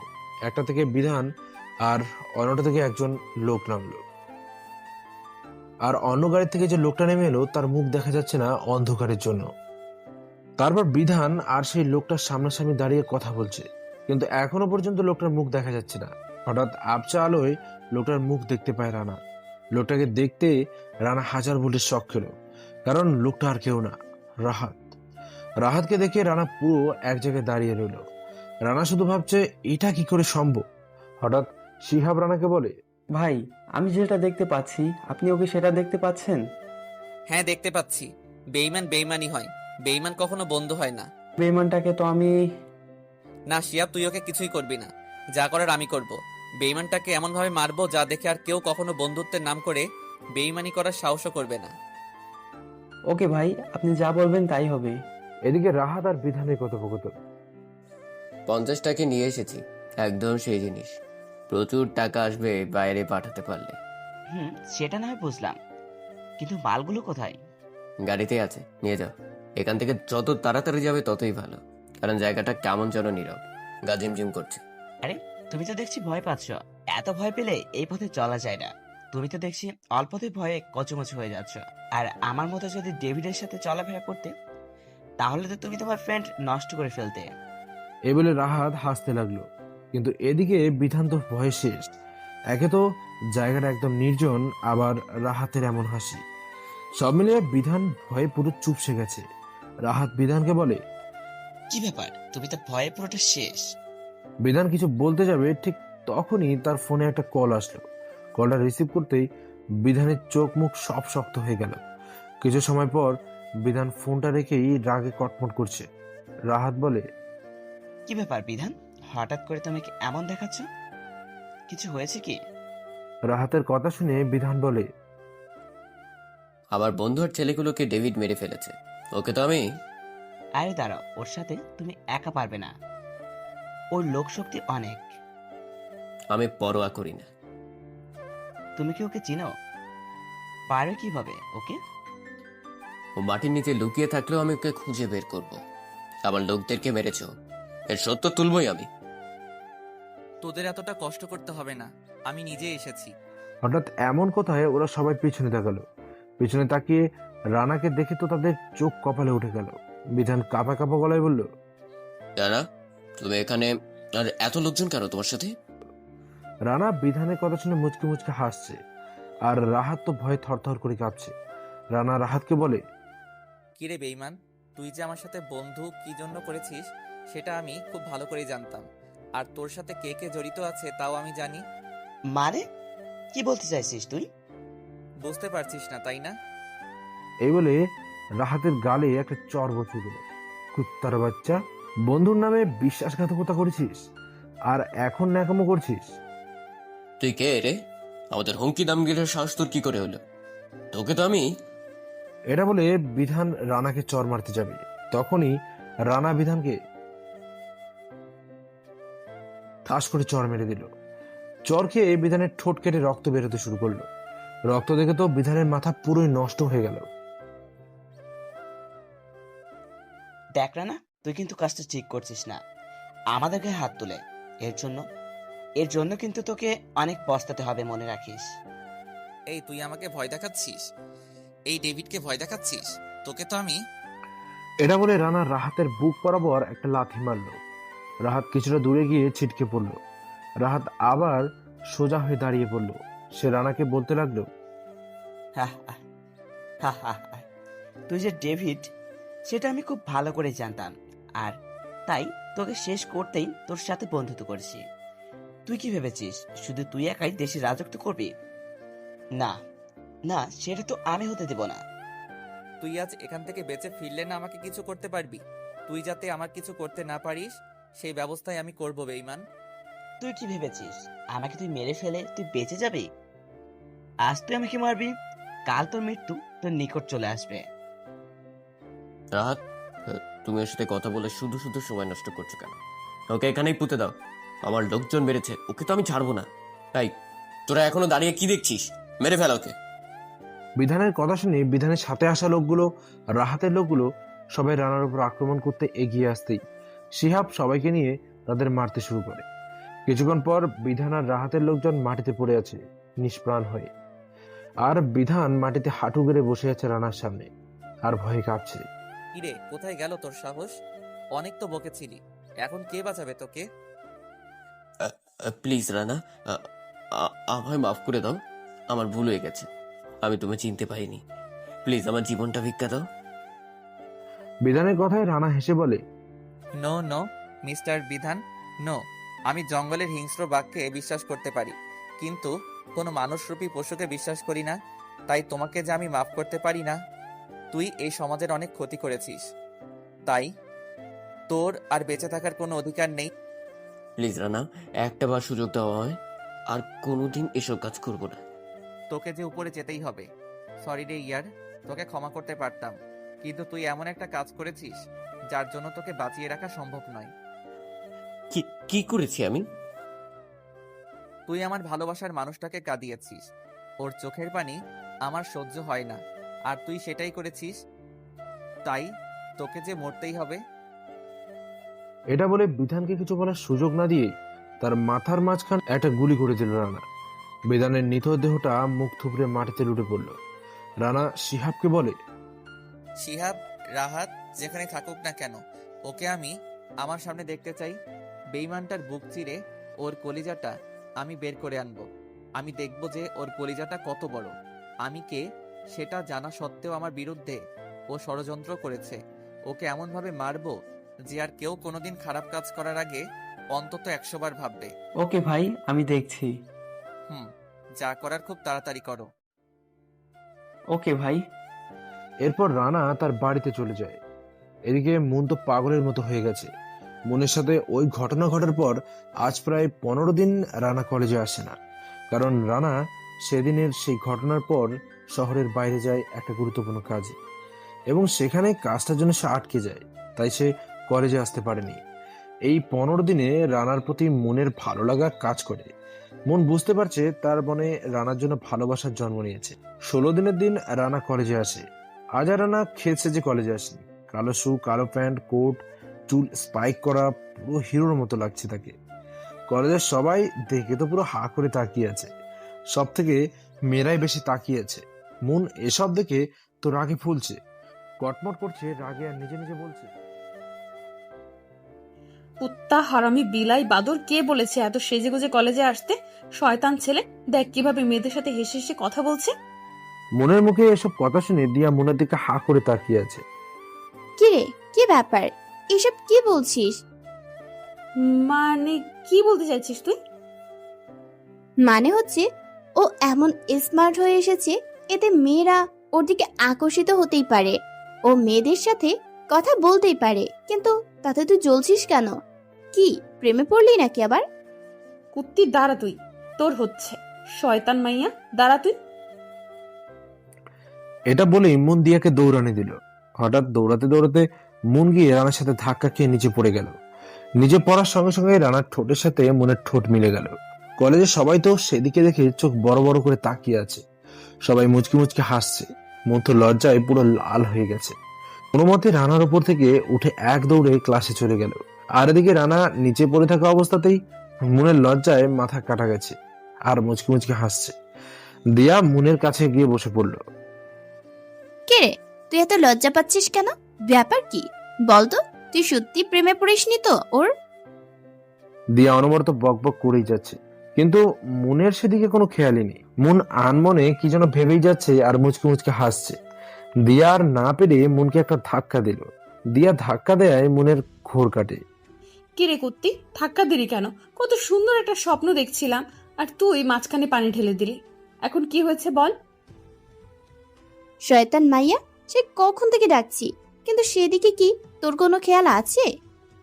এত না পেঁচিয়ে কি বলবি বলে ফেল। তোর ভাবসাব দেখে তো মনে হচ্ছে তুই ওর প্রেমে পড়েছিস।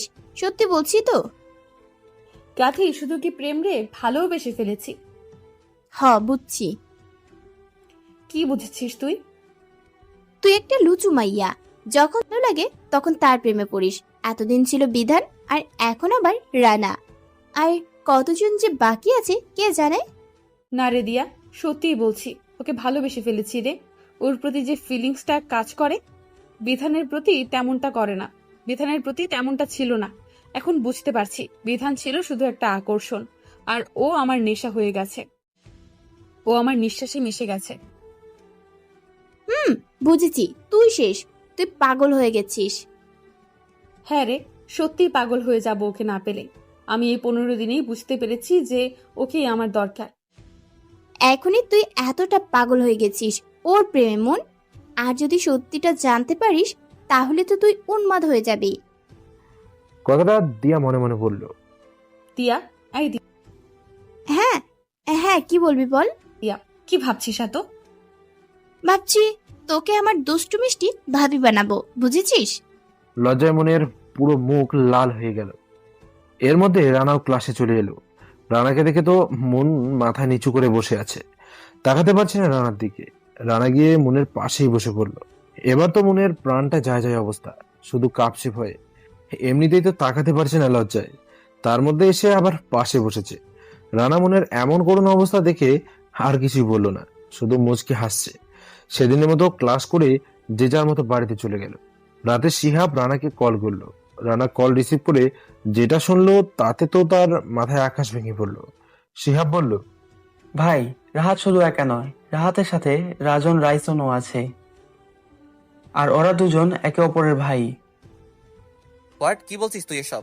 তুই ঠিক বলছিস তো? হ্যাঁ ভাই, আমি ঠিক বলছি। আমি রাহাতের পিছনে লোক লাগিয়েছিলাম, তারা আমাকে খবর দিয়েছে। আর হ্যাঁ ভাই, আরো একটা খবর, রিয়াও ওদের সাথে যুক্ত। কিন্তু আমি যেটা বুঝতে পারলাম, রিয়ার শত্রুতা ভাবির সাথে। ভাই, মানে রিয়ার শত্রুতা মনের সাথে? কি ওর মনের সাথে? কে ও? সরি ভাই, সেটা আমি জানি না, কিন্তু আমি বুঝতে পারলাম কিছু তো একটা রহস্য আছে। তুই আরো ভালো করে নজর রাখ, আর এদিকটা আমি সামলাচ্ছি। ওকে ভাই। পরদিন সকালবেলা রানা কলেজে ঢুকতেই কোথা থেকে একটা মেয়ে এসে রানাকে প্রপোজ করে বসলো। সেটা মন দেখে তো রাগে কটমট করছে। রানা তো মনের অবস্থা দেখে মজা নিচ্ছে। মনকে আরো রাগানোর জন্য রানা মেয়েটার হাত থেকে ফুল নিয়ে নিল। এবার তো মন রাগে পুরো ফায়ার। মেয়েটা উঠে দাঁড়িয়ে রানাকে খুশিতে জড়িয়ে ধরলো। মন এবার আর দাঁড়িয়ে থাকতে পারলো না। সে রানার কাছে এসেই মেয়েটাকে টেনে ছাড়িয়ে নেয়। ঠাস করে মেয়েটার গালে একটা চর বসিয়ে দিল। রানা তো মনের এমন কাণ্ড দেখে পুরোই অবাক। এই যে ম্যাডাম, সমস্যা কি আপনার? আপনি ওকে মারলেন কেন? রানার কথা শুনে মন রানার দিকে তাকায়। ঠাস করে রানার গালেও চর বসিয়ে দিল।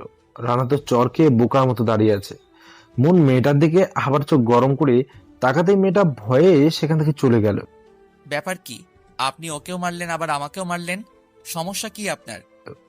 মন রানার কোনো কথার জবাব না দিয়ে রানার ঠোঁটের সাথে ঠোঁট মিলিয়ে দিল। মনের এমন কাজে রানা তো পুরো শকড। রানা বুঝতেই পারছে না যে তার সাথে কি হচ্ছে এটা। রানা বারবার ছোটার চেষ্টা করছে, কিন্তু কোনোভাবেই কোনো কাজ হচ্ছে না, কারণ মন রানার মাথার পেছনে হাত দিয়ে মাথার চুল শক্ত করে ধরে রেখেছে। মনের মন ভরে গেলে সে নিজেই রানাকে ছেড়ে দিল। রানা ছাড়া পেয়ে জোরে জোরে নিঃশ্বাস নিচ্ছিল।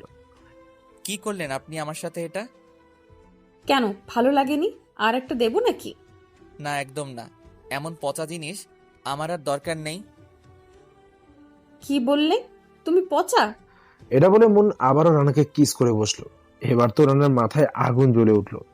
মন ছেড়ে দিতেই রানা মনের গালে পাস করে চর বসিয়ে দিল।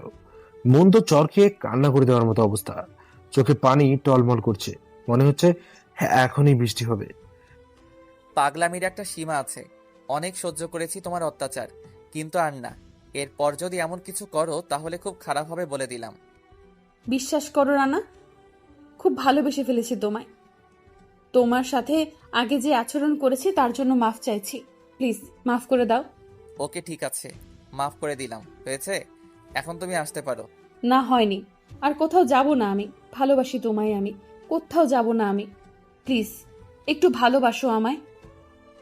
কথা দিচ্ছি, কখনো অভিযোগের সুযোগ দেব না। প্লিজ একটু ভালোবাসো আমায়। সরি, আমার পক্ষে আপনাকে ভালোবাসা সম্ভব নয়। এটা বলে রানা সেখান থেকে চলে গেল আর মুন কাঁদতে কাঁদতে নিচে মাটিতে বসে পড়ল। দিয়া এসে মুনের কাঁধে হাত রাখলো। মুন এবার আর নিজেকে সামলাতে না পেরে সঙ্গে সঙ্গে দিয়াকে জড়িয়ে ধরে হাউমাউ করে কেঁদে দিল আর বলতে লাগলো, বিশ্বাস করো দিয়া, এই কটা দিনে ওকে খুব ভালোবেসে ফেলেছি। আমি বুঝতেও পারিনি যে এই কটা দিনের মধ্যে কখন যে ওকে এতটা ভালোবেসে ফেললাম। বড্ড বেশি ভালোবাসি রে ওকে, বড্ড বেশি ভালোবাসি। জানি আমি, কিন্তু তুই কি জানিস যে ও তোকে কতটা ভালোবাসে? দিয়ার কথা শুনে মুন অবাক চোখে দিয়ার দিকে তাকালো। তুই ভুল বলছিস দিয়া, ও আমাকে ভালোবাসে না, শুধু ঘৃণা করে আমাকে। না, ও তোকে ঘৃণা করে না, নিজের জীবনের চেয়েও বেশি ভালোবাসে তোকে। শুধু তোর কর্মকাণ্ডের জন্য একটু অভিমান জমেছে তোর উপর। তুই তো ওকে এখন ভালোবাসিস, কিন্তু তোকে ও আরো আগে থেকেই ভালোবাসে। মানে কি বলতে চাইছিস তুই? মনে আছে আমার এক চাচাতো বোনের বিয়েতে তোকে নিয়ে গিয়েছিলাম? মনে আছে। সেদিন ওই বিয়েতে তোকে দেখে ওর অনেক ভালো লেগে যায়, ধীরে ধীরে তোকে ভালোবাসতে শুরু করে। পরে আমাকে সবকিছু বলে। পরে আমি ওকে এই কলেজে ঢুকতে সাহায্য করি, কিন্তু ও যখন জানতে পারে যে তুই কিছুটা অহংকারী টাইপের, তখন ও চেয়েছিল তোর অহংকারটা দূর করতে। আর শুধু এজন্যই ওকে এতটা অপমান, কষ্ট, লাঞ্ছনা সহ্য করতে হয়েছে। ওর ভালোবাসার কাছে তোর ভালোবাসা কিছুই না। ওর মতো ভালো তুই এখনো বাসতে পারিসনি রে মন। দিয়ার কথা শুনে মন শুধুই কেঁদেই চলেছে। কিভাবে রানাকে মানাবে সে? রানা তো কোনোভাবেই মানছে না তাকে, কিন্তু সেও রানাকে এখন খুব ভালোবাসে। হঠাৎ মন কান্না বন্ধ করে চোখের পানি মুছে নিয়ে হঠাৎ দাঁড়ালো। তারপর বল, বিধান কোথায়? আজ রাতে নাকি বিদেশে মেয়ে পাচার হবে, তাই মনে হয় সেখানে গেছে। তুই সত্যি বলছিস তো? যদি মিথ্যা হয় তাহলে তোর কপালে খারাপই আছে। এখন আমাকে যেতে দিন প্লিজ। যাবি? ওকে, যা, পালা। লোকটা ডেভিডের কথা দৌড়ে পালালো। লোকটা কিছু দূর যাবার পর একটা গুলির আওয়াজ হলো। লোকটা মাটিতে মুখ থুবড়ে পড়ে গেল এবং সেখানেই মারা গেল। হ্যাঁ, লোকটাকে ডেভিডই গুলি করে মেরেছে। মন তো এসব দেখে তার মাথায় কিছুই ঢুকছে না। হঠাৎ কোথা থেকে যেন দিয়া চলে আসে সেখানে। দিয়াকে দেখে তো মন পুরোই অবাক। দিয়া, তুই এখানে এখানে কি করে আসলি তুই? দিয়া মনের কথা শুনে হাস করে মনের গালে চড় বসিয়ে দেয়। তারপর বলতে লাগলো, হ্যাঁ, আমি এখানে। আর এই যে যত লোক দেখতে পাচ্ছিস, এরা সবাই আমার কথাতেই এখানে এসেছে, শুধু তোকে বাঁচানোর জন্য। আর তুই বলেছিলি না যে আমার সাথে সম্পর্ক রাখবি না তুই? আজ আমি বলছি, হ্যাঁ আমি বলছি, তোর মতো অহংকারী মেয়ের সাথে আজ থেকে আমার কোনো সম্পর্ক নেই। ভুলে যাব যে আমার মুন নামে কোনো বান্ধবী ছিল। এইসব তুই কি বলছিস দিয়া? এমনটা বলিস না প্লিজ, আমায় মাফ করে দে। আর কোনো দিন আমি তোকে ভুল বুঝবো না। আমার একমাত্র বান্ধবী তুই। তুই আমায় ছেড়ে চলে গেলে আমি কাকে নিয়ে থাকবো রে? কেন, তোর বিধান কই? ওকে নিয়ে থাক। ও সে তো আবার তোকে ধোকা দিয়েছে, তাই না? তোর আশেপাশের যে মানুষগুলো তোকে ভালোবাসে, তুই তাদেরকেই সবসময় অপমান আর অবহেলা করে গেছিস, কিন্তু তারপরেও তারা সবসময় তোকে সব ধরনের বিপদ থেকে বাঁচিয়েছে। কি বলছিস তুই এগুলো? আমি তোর কথার কিছুই বুঝতে পারছি না। প্লিজ বুঝিয়ে বলবি একটু? এখনো তুই বুঝতে পারছিস না? না। এই যে লোকটাকে দেখছিস রুমাল দিয়ে বেঁধে রেখেছে, চিনিস একে? আমি কি করে চিনবো ওকে? ওর মুখই তো আমি দেখিনি এখন পর্যন্ত, কিন্তু ও তো বলল যে ওর ডেভিড। এই নামটা আমি অনেকবার শুনেছি, কিন্তু কখনো তাকে দেখিনি। মন এই কথা বলার সাথে সাথে দিয়া লোকটার মুখ থেকে রুমালটা টেনে খুলে ফেলল। তারপর বলল, এবার চিনতে পারছিস কিনা? দিয়ার কথায় মন লোকটার দিকে তাকিয়ে 1000 ভোল্টের শক খেলো। কাঁপা কাঁপা গলায় বলল, রানা, তো তুমি? তার মানে তুমি সেই নামকরা মাফিয়া কিং ডেভিড, যে সব সময় অন্যায়ের বিরুদ্ধে প্রতিবাদ করে? হ্যাঁ, আমি রানা, আমি ডেভিড। পুরো দেশের সন্ত্রাসীরা আমার নাম শুনলে ভয়ে থরথর করে কাঁপে। যারা অন্যায় অত্যাচার করে তাদেরকে শেষ করে দেই। মৃত্যুই হয় তাদের একমাত্র শাস্তি। তাহলে দিয়া যে বলল তোমরা সবাই ওর কথায় আমাকে বাঁচাতে এখানে এসেছো, তাহলে? হ্যাঁ, ও না বললে আমি এখানে তোমার মতো অহংকারী মেয়েকে বাঁচাতে কখনোই আসতাম না। কিন্তু দিয়া তোমার স্পর্শ কি করে জানে? দিয়া আমার আপন মামাতো বোন। হোয়াট? ঠিকই বলছি। দিয়া আমার আপন মামাতো বোন। দিয়া এসব কি বলছে? হ্যাঁ, ও আমার ফুফাতো ভাই, আর আমি ওর মামাতো বোন। তাহলে এতদিন তুই আমাকে বলিসনি কেন? দিয়া কিছু না বলে চুপ করে দাঁড়িয়ে আছে। কি হলো বল, এতদিন কেন বললি না আমায়? রানাই বলতে বারণ করেছিল। মানে? ওই বলতে বারণ করেছিল। কারণ কারণ? বল কিসের কারণ? আমি বলতে পারবো না। রানা, তুমি বলো কেন ওকে বলতে বারণ করেছিলে যে তুমি ওর মামাতো ভাই? দেখুন ম্যাডাম, এসব আমি আপনাকে বলতে বাধ্য নই। ও হ্যাঁ, আমাকে কেন বলবে? আমি তোমাদের কার কি হই যে আমার কাছে বলবে? দিয়া, হ্যাঁ ভাই। ওকে নিয়ে যা, হয়তো ওর বাড়ির সবাই চিন্তা করছে। মনকে নিয়ে যেতে লাগে। মন যাবার আগে রানাকে বলে, রানা, আমি তোমার সাথে অনেক খারাপ আচরণ করেছি, যদি পারো আমাকে মাফ করে দিও। চলি। তারপর মন দিয়ার সাথে বাড়িতে চলে গেল। বাড়িতে ফিরে ফ্রেশ হয়ে ঘুমিয়ে পড়ল। দিয়া মনের সাথে থাকায় মনের মা তাকে এত রাতে বাড়িতে আসায় কিছু বলেনি। দিয়া আজ মনের সাথে তাদের বাড়িতেই থেকে গেল। আর অন্যদিকে ডেভিড অর্থাৎ রানা চলে গেল লোকটার বলা সেই ঠিকানায় বিধানকে ধরার জন্য। রানার আগে কটমট করছে। সে আজ বিধানকে পেলে যে কি করবে তা সে নিজেও জানে না। ঠিকানা মোতাবেক পৌঁছানোর পর রানা সমস্ত প্রস্তুতি নিয়ে রেখেছে। কিছু গাড়ি রাস্তার দুই দিক থেকে মুখোমুখি এসে দাঁড়ালো, আর দুই দিকের গাড়ির সাথে দুটো বড় বড় গাড়িও আছে। দুই দিকের গাড়ি থেকে দুজন লোক নেমে এলো। একটা থেকে বিধান আর অন্যটা থেকে একজন লোক নামলো। আর অন্য গাড়ি থেকে যে লোকটা নেমে এলো তার মুখ দেখা যাচ্ছে না অন্ধকারের জন্য। তারপর বিধান আর সেই লোকটার সামনাসামনি দাঁড়িয়ে কথা বলছে, কিন্তু এখনো পর্যন্ত লোকটার মুখ দেখা যাচ্ছে না। হঠাৎ আবছা আলোয় লোকটার মুখ দেখতে পায় রানা। লোকটাকে দেখতে রানা হাজার ভোল্টের শক খেলো, কারণ লোকটা আর কেউ না, রাহাত। রাহাতকে দেখে রানা পুরো এক জায়গায় দাঁড়িয়ে রইল। রানা শুধু ভাবছে এটা কি করে সম্ভব। হঠাৎ শিহাব রানাকে বলে, ভাই, আমি যেটা দেখতে পাচ্ছি আপনি ওকে সেটা দেখতে পাচ্ছেন? হ্যাঁ, দেখতে পাচ্ছি। বেঈমান বেঈমানই হয়, বেঈমান কখনো বন্ধু হয় না। বেঈমানটাকে তো আমি... না শিয়াব, তুই ওকে কিছুই করবি না। যা করার আমি করব। বেঈমানটাকে এমন ভাবে মারবো যা দেখে আর কেউ কখনো বন্ধুত্বের নাম করে বেঈমানি করার সাহসও করবে না। ওকে ভাই, আপনি যা বলবেন তাই হবে। এদিকে রাহাত আর বিধানের কথোপকথন। 50 টাকা নিয়ে এসেছি, একদম সেই জিনিস। প্রচুর টাকা আসবে বাইরে পাঠাতে পারলে। সেটা না হয় বুঝলাম, কিন্তু মালগুলো কোথায়? গাড়িতে আছে, নিয়ে যাও। এখান থেকে যত তাড়াতাড়ি যাবে ততই ভালো, কারণ জায়গাটা কেমন যেন নীরব, গা ঝিমঝিম করছে। আরে তুমি তো দেখছি ভয় পাচ্ছ। এত ভয় পেলে এই পথে চলা যায় না। তুমি তো দেখছি অল্পতেই ভয়ে কচুমচু হয়ে যাচ্ছ। আর আমার মতো যদি ডেভিডের সাথে চলাফেরা করতে, তাহলে তো তুমি তোমার ফ্রেন্ড নষ্ট করে ফেলতে। এ বলে রাহাত হাসতে লাগলো, কিন্তু এদিকে বিধান তো ভয়ে শেষ। একে তো জায়গাটা একদম নির্জন, আবার রাহাতের এমন হাসি, সব মিলিয়ে বিধান ভয়ে পুরো চুপসে গেছে। রাহাত বিধানকে বলে, কি ব্যাপার, তুমি তো ভয়ে পুরোটা শেষ। বিধান কিছু বলতে যাবে, ঠিক তখনই তার ফোনে একটা কল আসলো। কলটা রিসিভ করতেই বিধানের চোখ মুখ সব শক্ত হয়ে গেল। কিছু সময় পর বিধান ফোনটা রেখেই রাগে কটমট করছে। রাহাত বলে, কি ব্যাপার বিধান, হঠাৎ করে তুমি কি এমন দেখাচ্ছ? কিছু হয়েছে কি? রাহাতের কথা শুনে বিধান বলে, আমার বন্ধু আর ছেলেগুলোকে ডেভিড মেরে ফেলেছে। ওকে তো আমি... আরে দাঁড়াও, ওর সাথে তুমি একা পারবে না, ওর লোক শক্তি অনেক। আমি পরোয়া করি না।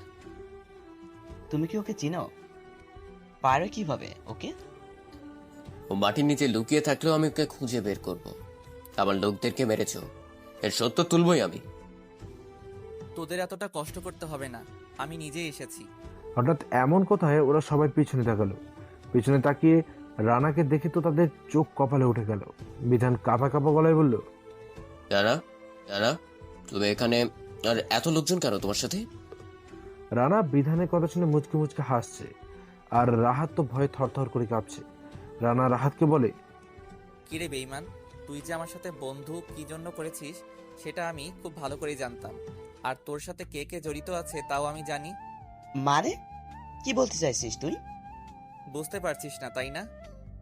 এই বলে রাহাতের গালে একটা চর বসিয়ে দিল। কুত্তার বাচ্চা, বন্ধুর নামে বিশ্বাসঘাতকতা করেছিস আর এখন ন্যাকামো করছিস? তুই কে রে? আমাদের হুমকি দামগিরের সাহস তোর কি করে হলো? তোকে তো আমি।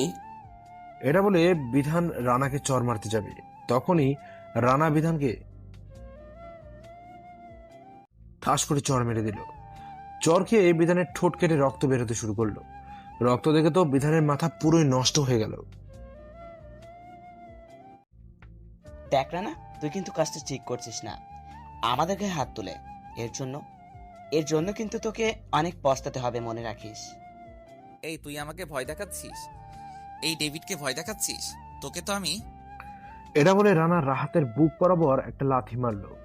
রাহাত কিছুটা দূরে গিয়ে ছিটকে পড়লো। রাহাত আবার সোজা হয়ে দাঁড়িয়ে পড়লো।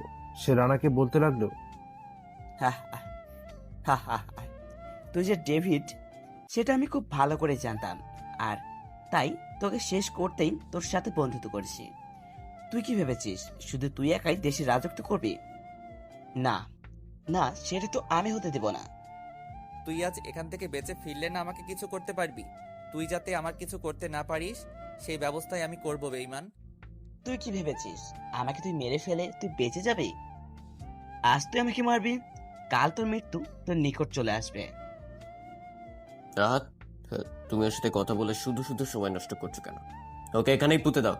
আমার লোকজন বেড়েছে, ওকে তো আমি ছাড়বো না। তাই তোরা এখনো দাঁড়িয়ে কি দেখছিস? মেরে ফেল ওকে।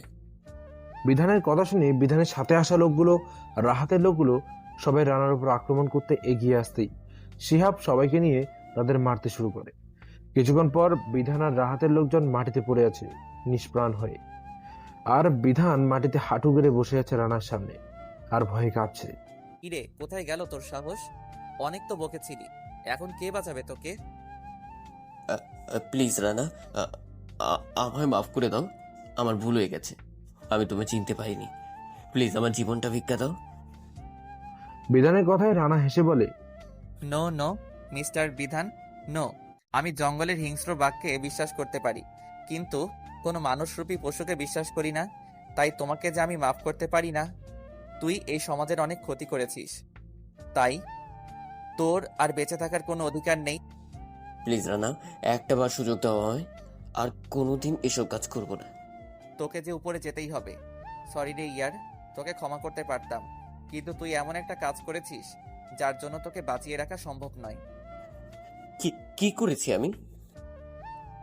তুই আমার ভালোবাসার মানুষটাকে কাঁদিয়েছিস, ওর চোখের পানি আমার সহ্য হয় না, আর তুই সেটাই করেছিস, তাই তোকে যে মরতেই হবে। এটা বলে বিধানকে কিছু বলার সুযোগ না দিয়ে তার মাথার মাঝখান একটা গুলি করে দিল রানা। বিধানের নিথ দেহটা মুখ থুবড়ে মাটিতে লুটে পড়ল।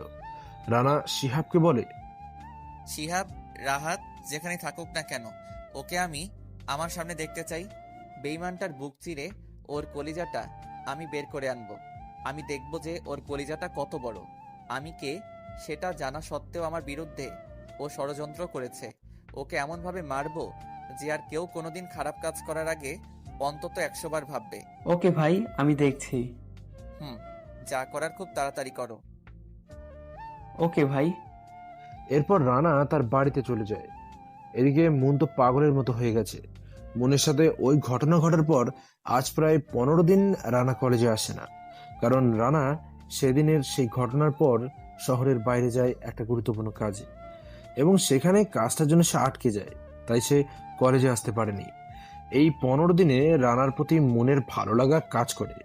মন বুঝতে পারছে তার মনে রানার জন্য ভালোবাসার জন্ম নিয়েছে। 16 দিনের দিন রানা কলেজে আসে। আজ আর রানা খেলছে যে কলেজে আসেনি। কালো শু, কালো প্যান্ট, কোট, চুল স্পাইক করা, পুরো হিরোর মতো লাগছে তাকে। কলেজের সবাই দেখে তো পুরো হা করে তাকিয়ে আছে, সব থেকে মেয়েরাই বেশি তাকিয়ে আছে। মন এসব দেখে তো রাগে ফুলছে, কটমট করছে রাগে, আর নিজে নিজে বলছে, কুত্তা, হারামি, বিলাই, বাদর, কে বলেছে এত সেজেগুজে কলেজে আসতে? শয়তান ছেলে, দেখ কিভাবে মেয়েদের সাথে হেসে হেসে কথা বলছে। মনের মুখে এসব কথা শুনে দিয়া মনের দিকে হা করে তাকিয়ে আছে। কি রে, কি ব্যাপার? এসব কি বলছিস? মানে কি বলতে চাইছিস তুই? মানে হচ্ছে ও এমন স্মার্ট হয়ে এসেছে, এতে মেয়েরা ওর দিকে আকর্ষিত হতেই পারে, ও মেয়েদের সাথে কথা বলতেই পারে, কিন্তু তাতে তুই জ্বলছিস কেন? কি প্রেমে পড়লি নাকি আবার? কুত্তি দাঁড়া তুই, তোর হচ্ছে। শয়তান মাইয়া, দাঁড়া তুই। এটা বলেই মন দিয়াকে দৌড়ানি দিল। হঠাৎ দৌড়াতে দৌড়াতে মন গিয়ে রানার সাথে ধাক্কা খেয়ে নিচে পড়ে গেল। নিচে পড়ার সঙ্গে সঙ্গে রানার ঠোঁটের সাথে মনের ঠোঁট মিলে গেল। কলেজে সবাই তো সেদিকে দেখে চোখ বড় বড় করে তাকিয়ে আছে। সবাই মুচকি মুচকি হাসছে। মন তো লজ্জায় পুরো লাল হয়ে গেছে। কোনো মতে রানার উপর থেকে উঠে এক দৌড়ে ক্লাসে চলে গেল। আর এদিকে রানা নিচে পড়ে থাকা অবস্থাতেই মনের লজ্জায় মাথা কাটা গেছে আর মুচকি মুচকি হাসছে। দিয়া মনের কাছে গিয়ে বসে পড়ল। কে রে, তুই এত লজ্জা পাচ্ছিস কেন? ব্যাপার কি বলতো? তুই সত্যি প্রেমে পড়িসনি তো ওর? দিয়া অনবরত বক বক করেই যাচ্ছে, কিন্তু মনের সেদিকে কোনো খেয়ালই নেই। মন আনমনে কি যেন ভেবেই যাচ্ছে আর মুচকি মুচকি হাসছে। দিয়া আর না পেরে মনকে একটা ধাক্কা দিল। দিয়া ধাক্কা দেয় মনের ঘোর কাটে। কি রে কুত্তি, ধাক্কা দিলি কেন? কত সুন্দর একটা স্বপ্ন দেখছিলাম আর তুই মাঝখানে পানি ঢেলে দিলি। এখন কি হয়েছে বল? শয়তান মাইয়া, সে কখন থেকে ডাকছি, কিন্তু সেদিকে কি তোর কোনো খেয়াল আছে? এত না পেঁচিয়ে কি বলবি বলে ফেল। তোর ভাবসাব দেখে তো মনে হচ্ছে তুই ওর প্রেমে পড়েছিস। সত্যি বলছি তো? গাধি, শুধু কি প্রেম রে, ভালোবেসে ফেলেছি। বুঝছি। কি বুঝেছিস তুই? তুই একটা লুচু মাইয়া, যখন যাকে ভালো লাগে তখন তার প্রেমে পড়িস। এতদিন ছিল বিধান, আর এখন আবার রানা। আর কতজন যে বাকি আছে কে জানে। না রে দিয়া, সত্যিই বলছি, ওকে ভালোবেসে ফেলেছি রে। ওর প্রতি যে ফিলিংসটা কাজ করে, বিধানের প্রতি তেমনটা করে না। বিধানের প্রতি তেমনটা ছিল না। এখন বুঝতে পারছি, বিধান ছিল শুধু একটা আকর্ষণ, আর ও আমার নেশা হয়ে গেছে। ও আমার নিঃশ্বাসে মিশে গেছে। বুঝেছি, তুই শেষ। তুই পাগল হয়ে গেছিস। হ্যাঁ রে, সত্যিই পাগল হয়ে যাব ওকে না পেলে। আমি এই 15 দিনেই বুঝতে পেরেছি যে ওকেই আমার দরকার। এখনই তুই এতটা পাগল হয়ে গেছিস ওর প্রেমে মন। আর যদি সত্যিটা জানতে পারিস তাহলে তো তুই উন্মাদ হয়ে যাবি। কথাটা দিয়া মনে মনে বলল। দিয়া, আই হ্যাঁ হ্যাঁ, কি বলবি বল। দিয়া, কি ভাবছিস এত? ভাবছি তোকে আমার দুষ্টু মিষ্টি ভাবি বানাবো, বুঝেছিস? লজ্জায় মনের পুরো মুখ লাল হয়ে গেল। এর মধ্যে রানাও ক্লাসে চলে এলো। রানাকে দেখে তো মন মাথা নিচু করে বসে আছে, তাকাতে পারছে না রানার দিকে। রানা গিয়ে মনের পাশেই বসে পড়ল। এবার তো মনের প্রাণটা যায় যায় অবস্থা, শুধু কাঁপছে ভয়ে। এমনিতেই তো তাকাতে পারছে না লজ্জায়, তার মধ্যে এসে আবার পাশে বসেছে। রানা মনের এমন করুণ অবস্থা দেখে আর কিছুই বলল না, শুধু মুচকি হাসছে। সেদিনের মতো ক্লাস করে যে যার মতো বাড়িতে চলে গেল। রাতে শিহাব রানাকে কল করলো। রানা কল রিসিভ করে যেটা শুনলো তাতে তো তার মাথায় আকাশ ভেঙে পড়লো। শিহাব বলল, ভাই, রাহাত শুধু একা নয়, রাহাতের সাথে রাজন রাইসনও আছে, আর ওরা দুজন একে অপরের ভাই। হোয়াট, কি বলছিস তুই এসব? তুই ঠিক বলছিস তো? হ্যাঁ ভাই, আমি ঠিক বলছি। আমি রাহাতের পেছনে লোক লাগিয়েছিলাম, তারা আমাকে খবর দিয়েছে। আর হ্যাঁ ভাই, আরও একটা খবর, রিয়াও ওদের সাথে যুক্ত। কিন্তু আমি যেটা বুঝতে পারলাম, রিয়ার শত্রুতা ভাবির সাথে। ভাই মানে রিয়ার শত্রুতা মনের সাথে? কি ওর মনের সাথে? কে ও? সরি ভাই, সেটা আমি জানি না, কিন্তু আমি বুঝতে পারলাম কিছু তো একটা রহস্য আছে। তুই আরো ভালো করে নজর রাখ, আর এদিকটা আমি সামলাচ্ছি।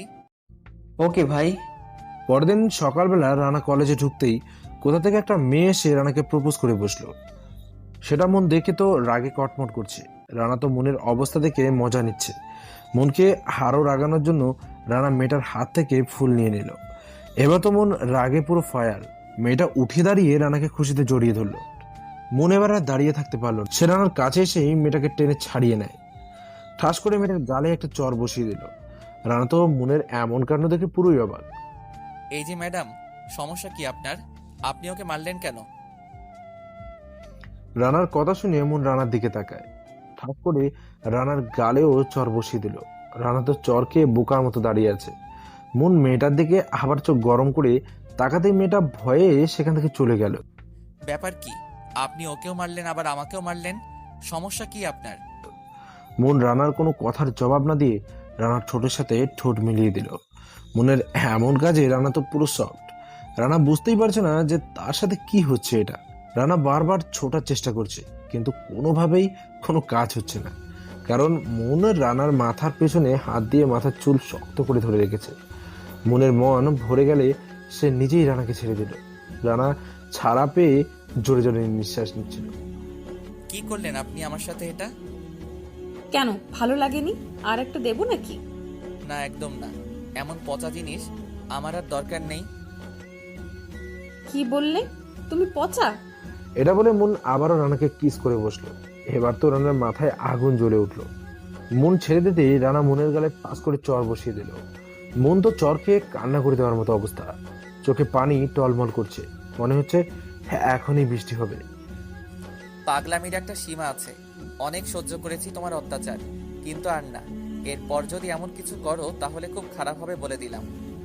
বিশ্বাস করো রানা, খুব ভালোবেসে ফেলেছি তোমায়। তোমার সাথে আগে যে আচরণ করেছি তার জন্য মাফ চাইছি। প্লিজ মাফ করে দাও।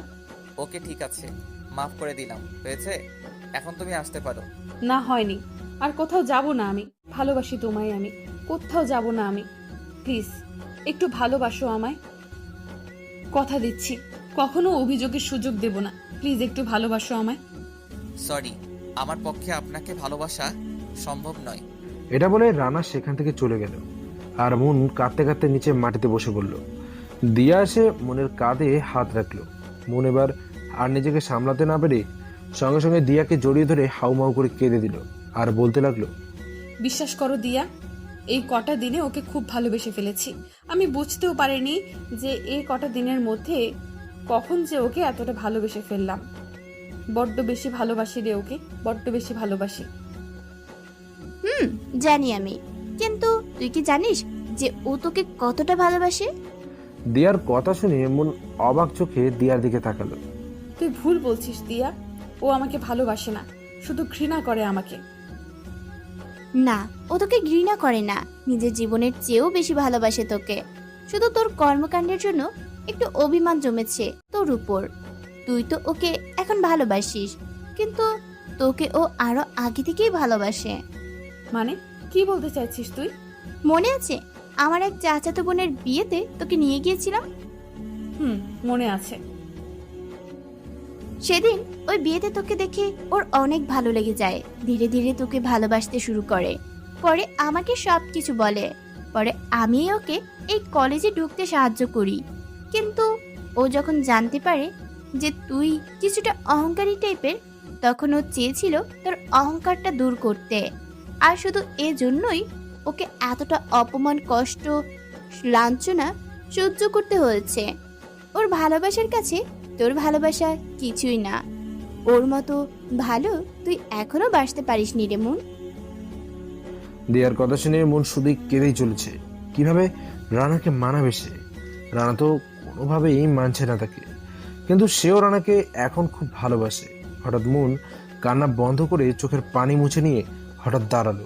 তারপর, ভাই তুই এটা কি করলি?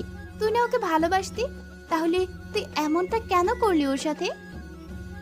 তুই কি ভুলে গেছিস দিয়া, ও আমার সাথে কি করেছিল? কতটা ভালোবাসতাম আমি ওকে।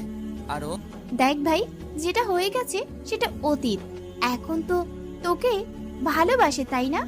তাহলে কেন ওকে দূরে ঠেলে দিচ্ছিস? তুই কি জানিস তুই কলেজ থেকে চলে যাওয়ার পর ও কতটা কেঁদেছে? কাঁদতে দে, আর মাত্র 3 দিন পরেই ওর জন্মদিন। ওই দিনই ওকে আপন করে নিয়ে ওকে সারপ্রাইজ দেব। ওর বাবা মার সাথেও আমি কথা বলেছি, তারাও কোনো আপত্তি জানায়নি। কিন্তু ভাই, আমার খুব ভয় করছে। ও খুব জেদি মেয়ে। যদি কিছু একটা করে বসে তখন? তুই শুধু ওর দিকে একটু খেয়াল রাখিস, তাহলেই হবে। আচ্ছা ঠিক আছে, কিন্তু আমার তারপরও খুব ভয় করছে ভাই। আরে এত চিন্তা করিস না তো, এখন রাখছি। এই বলে রানা ফোন কেটে দিল। এরপর শিহাবকে ফোন করলো। শিহাব ফোন রিসিভ করে। হ্যাঁ ভাই বলো। রাহাতের কোনো খবর আছে কি? না ভাই, তেমন কোনো খবর আর এখনো পর্যন্ত পাইনি। পেলে তোমাকে আমি জানাবো। ওকে ঠিক আছে, তৈরি থাকিস। সময় মতো সব কয়টাকে একই সাথে মারব। ওকে ভাই। এরপর রানা ফোন কেটে দিয়ে ফ্রেশ হয়ে কিছু খাবার খেয়ে বিছানায় গা এলিয়ে দিতে ঘুমিয়ে পড়ল।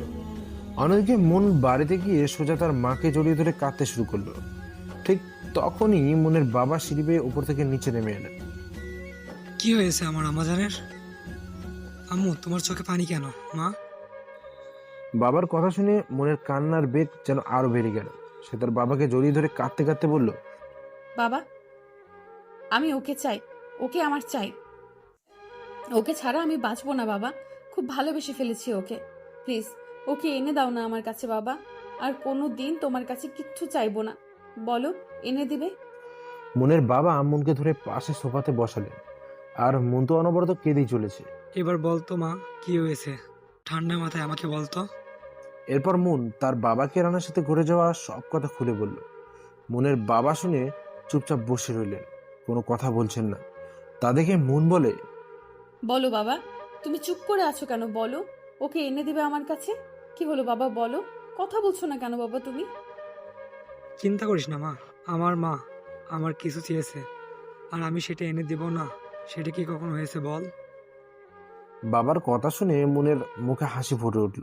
মনের বাবা মেয়ের চোখের পানি মুছে দিয়ে কপালে একটু চুমু খেল। পাগলি মেয়ে, শুধু শুধু কাঁদে। তোর এই বাবা জীবিত থাকতে তুই কাঁদবি না, বুঝতে পেরেছিস? এবার একটু হাস মা। বাবার কথা শুনে মন মুচকি মুচকি হাসলো। তারপর নিজের রুমে চলে গেল ফ্রেশ হতে। মন যেতেই মনের বাবা বলে, আমাদের সেই ছোট্ট মন কত বড় হয়ে গেছে, তাই না মমতা? জানো মমতা, যখন ও চলে যাবে তখন আমার খুব কষ্ট হবে মমতা, খুব কষ্ট হবে। বলেই কেঁদে দিলেন মনের বাবা। আর মন এসব আড়াল থেকে দেখে সেও আড়ালে দাঁড়িয়ে দাঁড়িয়ে কাঁদছে।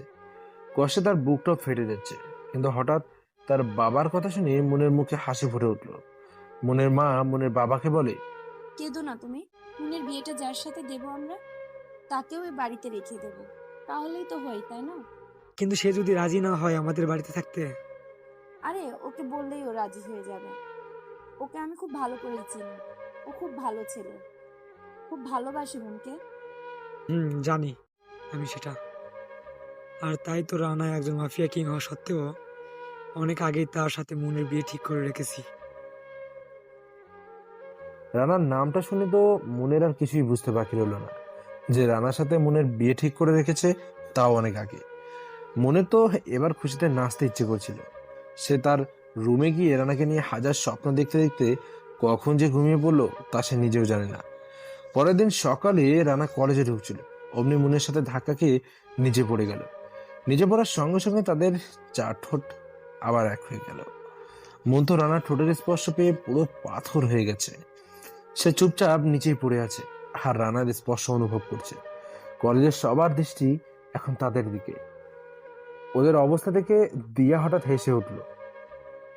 এই যে রোমিও জুলিয়েট, আপনাদের কলেজের সবাই দেখছে। এভাবে আর কতক্ষণ থাকবেন? এবার উঠুন। দিয়ার কথায় দুজনেই লজ্জা পেয়ে উঠে গেল। মন নিচে থেকে উঠে দাঁড়িয়ে কোনো কথা না বলে সোজা ক্লাসরুমে চলে গেল। মনের এমন অবস্থা দেখে দিয়া ভাবছে হয়তো মন লজ্জা পেয়েছে, কিন্তু এদিকে রানা ভাবছে অন্য কিছু। রানা ভাবছে, যা বাবা, এই মেয়ের আবার হঠাৎ করে কি হলো? এমন বিহেভ করছে যেন আমাকে চিনেই না, আমি যেন কোনো অপরিচিত লোক। রানা এসব ভাবছে তখন দিয়ার ডাকে হুঁশ আসে। ভাই, এ ভাই, কি রে, শুনতে পাচ্ছিস আমার কথা? কি রে, কি হলোটা কি তোর? দিয়া এত ডাকাডাকি করছে, তারপরেও রানার কোনো হুঁশ নেই। তাই দিয়া বাধ্য হয়ে রানাকে ধাক্কা দিতেই রানা হচকচিয়ে উঠল। হ্যাঁ হ্যাঁ, কি কিছু বলবি? কি হলো তোর? কি ভাবছিস তুই এত মনোযোগ দিয়ে? ভাবছি এই মেয়ের আবার কি হলো হঠাৎ করে? এমন ভাব নিল যে একটু আগে কিছুই হয়নি, ব্যাপারটা কি? আরে এতে এত ভাবার কি আছে? হয়তো লজ্জা পেয়েছে তাই কিছু না বলে চলে গেছে। তুই শুধু শুধু টেনশন করছিস। না না, কিছুটা একটা গড়বড় নিশ্চয়ই আছে। আমার কেমন যেন খটকা লাগছে। তুই একবার জিজ্ঞেস করে দেখ না। আচ্ছা ঠিক আছে, জিজ্ঞেস করে দেখবো। এখন চল ক্লাসে যাই। চল। এরপর তারা ক্লাসের দিকে হাঁটা শুরু করলো। এদিকে মন আড়াল থেকে ওদের সব কথাই শুনতে পায়। মন মনে মনে বলে, দাঁড়াও চান্দু, আমাকে কষ্ট দিবে তাই না? এবার এমন অবস্থা করব যে তুমি নিজেই আমাকে ভালোবাসার কথা বলবে, ছুটে আসবে আমার কাছে, সোনা বাবু। এ বলে মন মুচকি হেসে ক্লাসে চলে গেল। ক্লাসে গিয়েও মন রানার সাথে কোনো কথা বললো না। রানার খুব খারাপ লাগতে শুরু করলো। মনকে সে বারবার ফিরিয়ে দিয়েও মনের কথাগুলো, মনের পাগলামিগুলো খুব ভালোই লাগছিল রানার, কারণ ভালোবাসার মানুষটার সবকিছু ভালো লাগে। হঠাৎ ছুটির ঘন্টা বেজে গেল, যে যার বাড়ির উদ্দেশ্যে। হঠাৎ দিয়া মনকে পিছন থেকে ডাক দিল। এই মন, একটু শোন, তোর সাথে একটু কথা আছে। মন দিয়ার ডাক শুনে দাঁড়িয়ে পড়ল। দিয়া মনের কাছে আসতেই, হ্যাঁ, কি বলবে বলো, আমার একটু তাড়া আছে, আমাকে যেতে হবে। কিছু বলার না থাকলে কি তোকে এমনি দাঁড়াতে বলছি? ওকে বলো, কি বলবে? তুই ভাইয়ের সাথে আজ এমনটা করলি কেন? জানিস ভাই কতটা কষ্ট পেয়েছে? কেমনটা করেছি আমি তোমার ভাইয়ের সাথে? আর কি বললি, কষ্ট পেয়েছে? ও কেন কষ্ট পাবে আমার কারণে? ও তো আমাকে ভালোই বাসে না, তাহলে আমি কেন শুধু শুধু ওকে বিরক্ত করব? ও যখন আমাকে ভালোই বাসে না, তখন ও ওর মতোই থাকুক আর আমি আমার মতো। এটা বলে মন সেখান থেকে চলে গেল। আর দিয়া মনের যাওয়ার দিকে হা করে তাকিয়ে আছে আর ভাবছে, এ কি সেই মন যে তার বান্ধবী যে রানাকে ভালোবাসতো? এক রাতের মধ্যে এতটা পরিবর্তন কি করে হতে পারে? ভেবে পাচ্ছে না দিয়া। দিয়া রানাকে ফোন করে সবটা খুলে বলে। রানা সবটা শুনে বলে, চল। আচ্ছা, তাহলে মহারানীর একটু অভিমান হয়েছে তাই তো? ওকে আর একটা দিন পরেই একদম আপন করে নেব, তখন তো আর কোনো অভিমান থাকবে না। আচ্ছা রাখছি আমি, তুই ভালো থাকিস। তুইও ভালো থাকিস ভাই। দিয়া ফোনটা কেটে দিয়ে রওনা হলো বাড়ির উদ্দেশ্যে। পরের দিন সকালে মন ঘুম থেকে উঠে ফ্রেশ হয়ে হালকা নাস্তা করে কলেজের উদ্দেশ্যে বেরিয়ে পড়ল। কিন্তু কলেজে গিয়ে মনের মনটা খুবই খারাপ হয়ে গেল, কারণ রানা আজ কলেজে আসেনি। মনের মনটা খুবই ছটফট করতে লাগলো রানাকে একবার দেখার জন্য, কিন্তু রানার কোনো খবর নেই।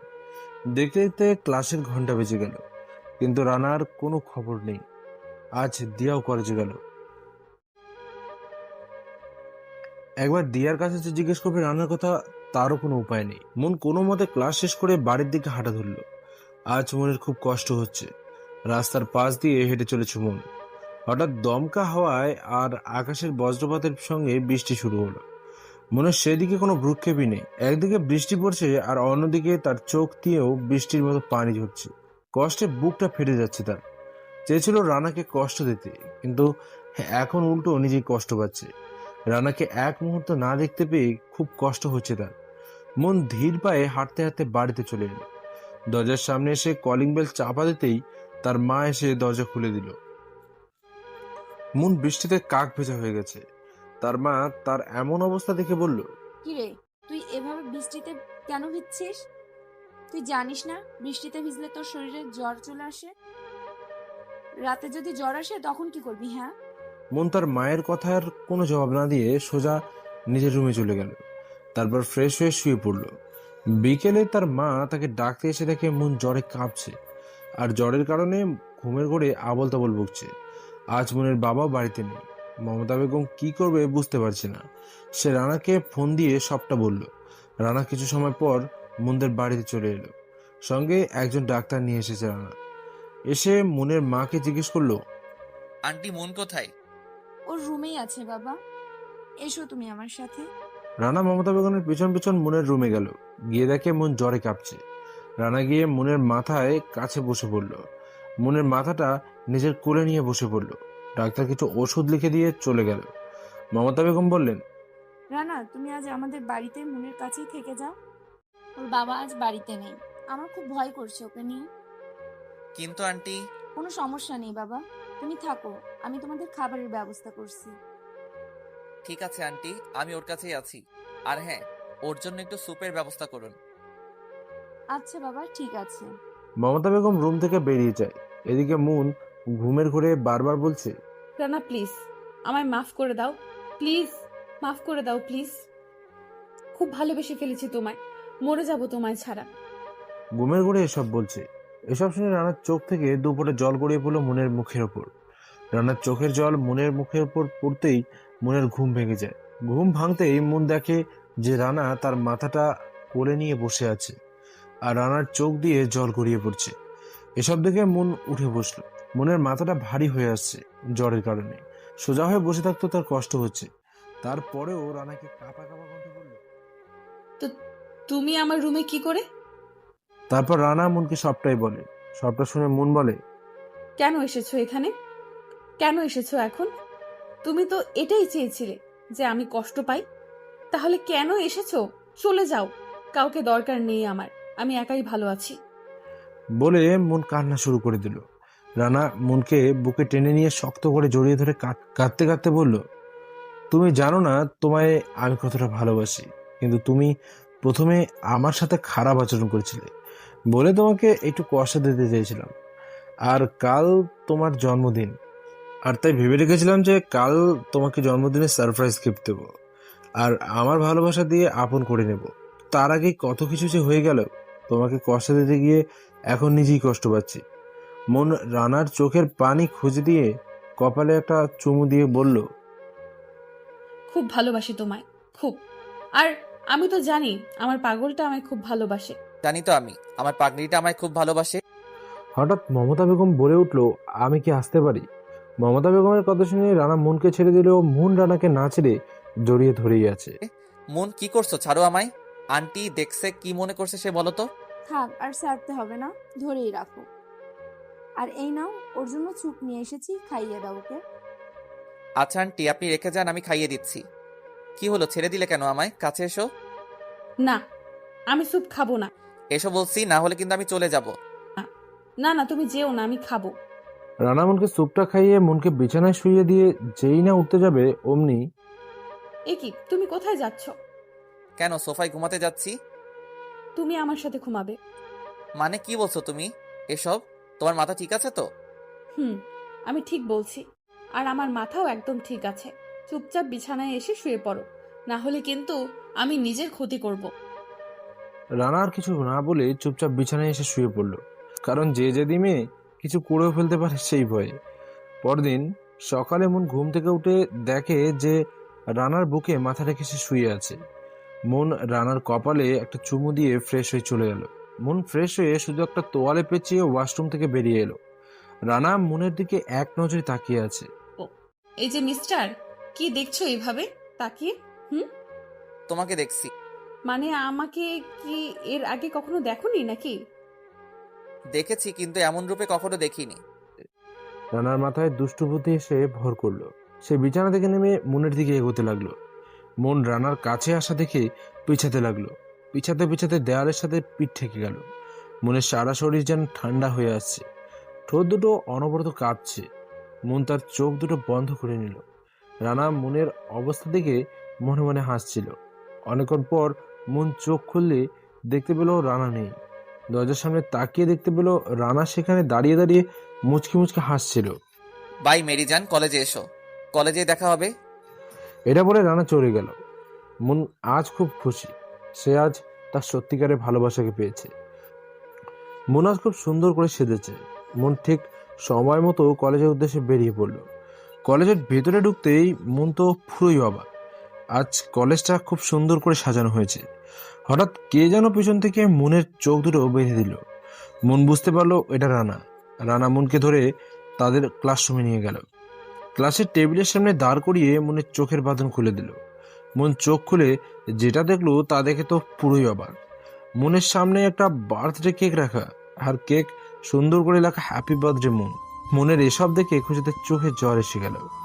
রানা মনের চোখের জল মুছে দিয়ে বলল, পাগলি, কাঁদছো কেন? কেক কাটো। তারপর মন কেক কেটে প্রথমে রানাকে খাইয়ে দিল। তারপর রানা মন দিল। মন দিয়াকে কেক খাইয়ে পেছনে তাকিয়ে দেখে রানা মনের সামনে হাঁটু গেড়ে বসে আছে, একগুচ্ছ গোলাপ ফুল হাতে নিয়ে। রানা বলতে লাগে, হ্যাঁ প্রিয়সী, আমি হারিয়ে গেছি তোমার ওই এলো চুলে, তোমার ওই মিষ্টি হাসিতে। মায়ায় পড়ে গেছি তোমার ওই মায়াবী চোখের। যেদিন তোমায় প্রথম দেখেছিলাম সেদিনই তোমার প্রেমে পড়েছিলাম। খুব ভালোবাসি তোমায়, সত্যি বলছি, বড্ড বেশি ভালোবাসি তোমায়। তুমি বাসবে ভালো আমায়? ধরবে কি আমার এই দুটি হাত? থাকবে কি সারাটি জীবন আমার দুষ্ট মিষ্টি বউ হয়ে? থাকবো তোমার পাশে, ধরবো তোমার হাত, হব তোমার দুষ্টু মিষ্টি বউ। এই বলে যখনই মুন গোলাপ ফুলগুলো হাতে নিয়ে রানাকে তুলতে যাবে, তখনই পেছন থেকে কেউ একজন রানার মাথায় আঘাত করলো। সঙ্গে সঙ্গেই রানার মাথা ফেটে রক্ত বেরোতে শুরু করলো। রানা পেছনে ফিরে শুধু একটা কথাই বলল, তো তুই? এটা বলে রানা সেখানেই অজ্ঞান হয়ে গেল। মনের সারা পৃথিবীটা যেন মুহূর্তেই অন্ধকার হয়ে গেল।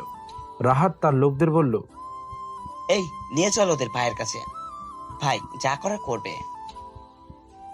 রাহাতের কথায় রানা আর মুনকে ধরে নিয়ে চলে গেল তারা। দিয়া কোনো কিছু না ভেবে শিহাবকে ফোন করলো। তারপর শিহাবকে সবকিছু খুলে বলল। 1 ঘন্টা পর রানা ধীরে ধীরে তার চোখ খুলল। সে দেখতে পেল তাকে চেয়ারের সাথে বেঁধে রাখা হয়েছে, আর তার সামনে রাজন, রাইসন, রাহাত আর রিয়া তার সামনে বসে আছে।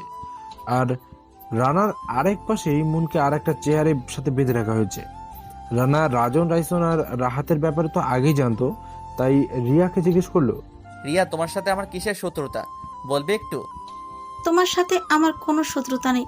আমার শত্রুতা মূলত মুনের বাবার সাথে, আর তাই তো মুনকে মেরে মুনের বাবার মনের দাগ কেটে দিব। আমার বাবার সাথে তোমার কিসের শত্রুতা রিয়া? শুনবি? শোন তাহলে। তোর বাবা আর আমার বাবা ছিলেন বিজনেস পার্টনার, কিন্তু তোর বাবা ছিলেন সৎ ব্যবসায়ী, আর আমার বাবা চাইতো ড্রাগসের বিজনেস করতে, কিন্তু তোর বাবা সেটা কিছুতেই মেনে নিচ্ছিল না। তাই তোর বাবা আমার বাবাকে পুলিশের হাতে তুলে দেয়, আর চোরা কারবারির ব্যবসা করার কারণে আমার বাবার ফাঁসি হয়ে যায়, আমি এতিম হয়ে যাই। আর আমি সেই দিন সিদ্ধান্ত নিয়েছিলাম যে তোকে মেরে তোর বাবাকে নিঃসন্তান করে দেব। এবার তুই মৃত্যুর জন্য তৈরি হ।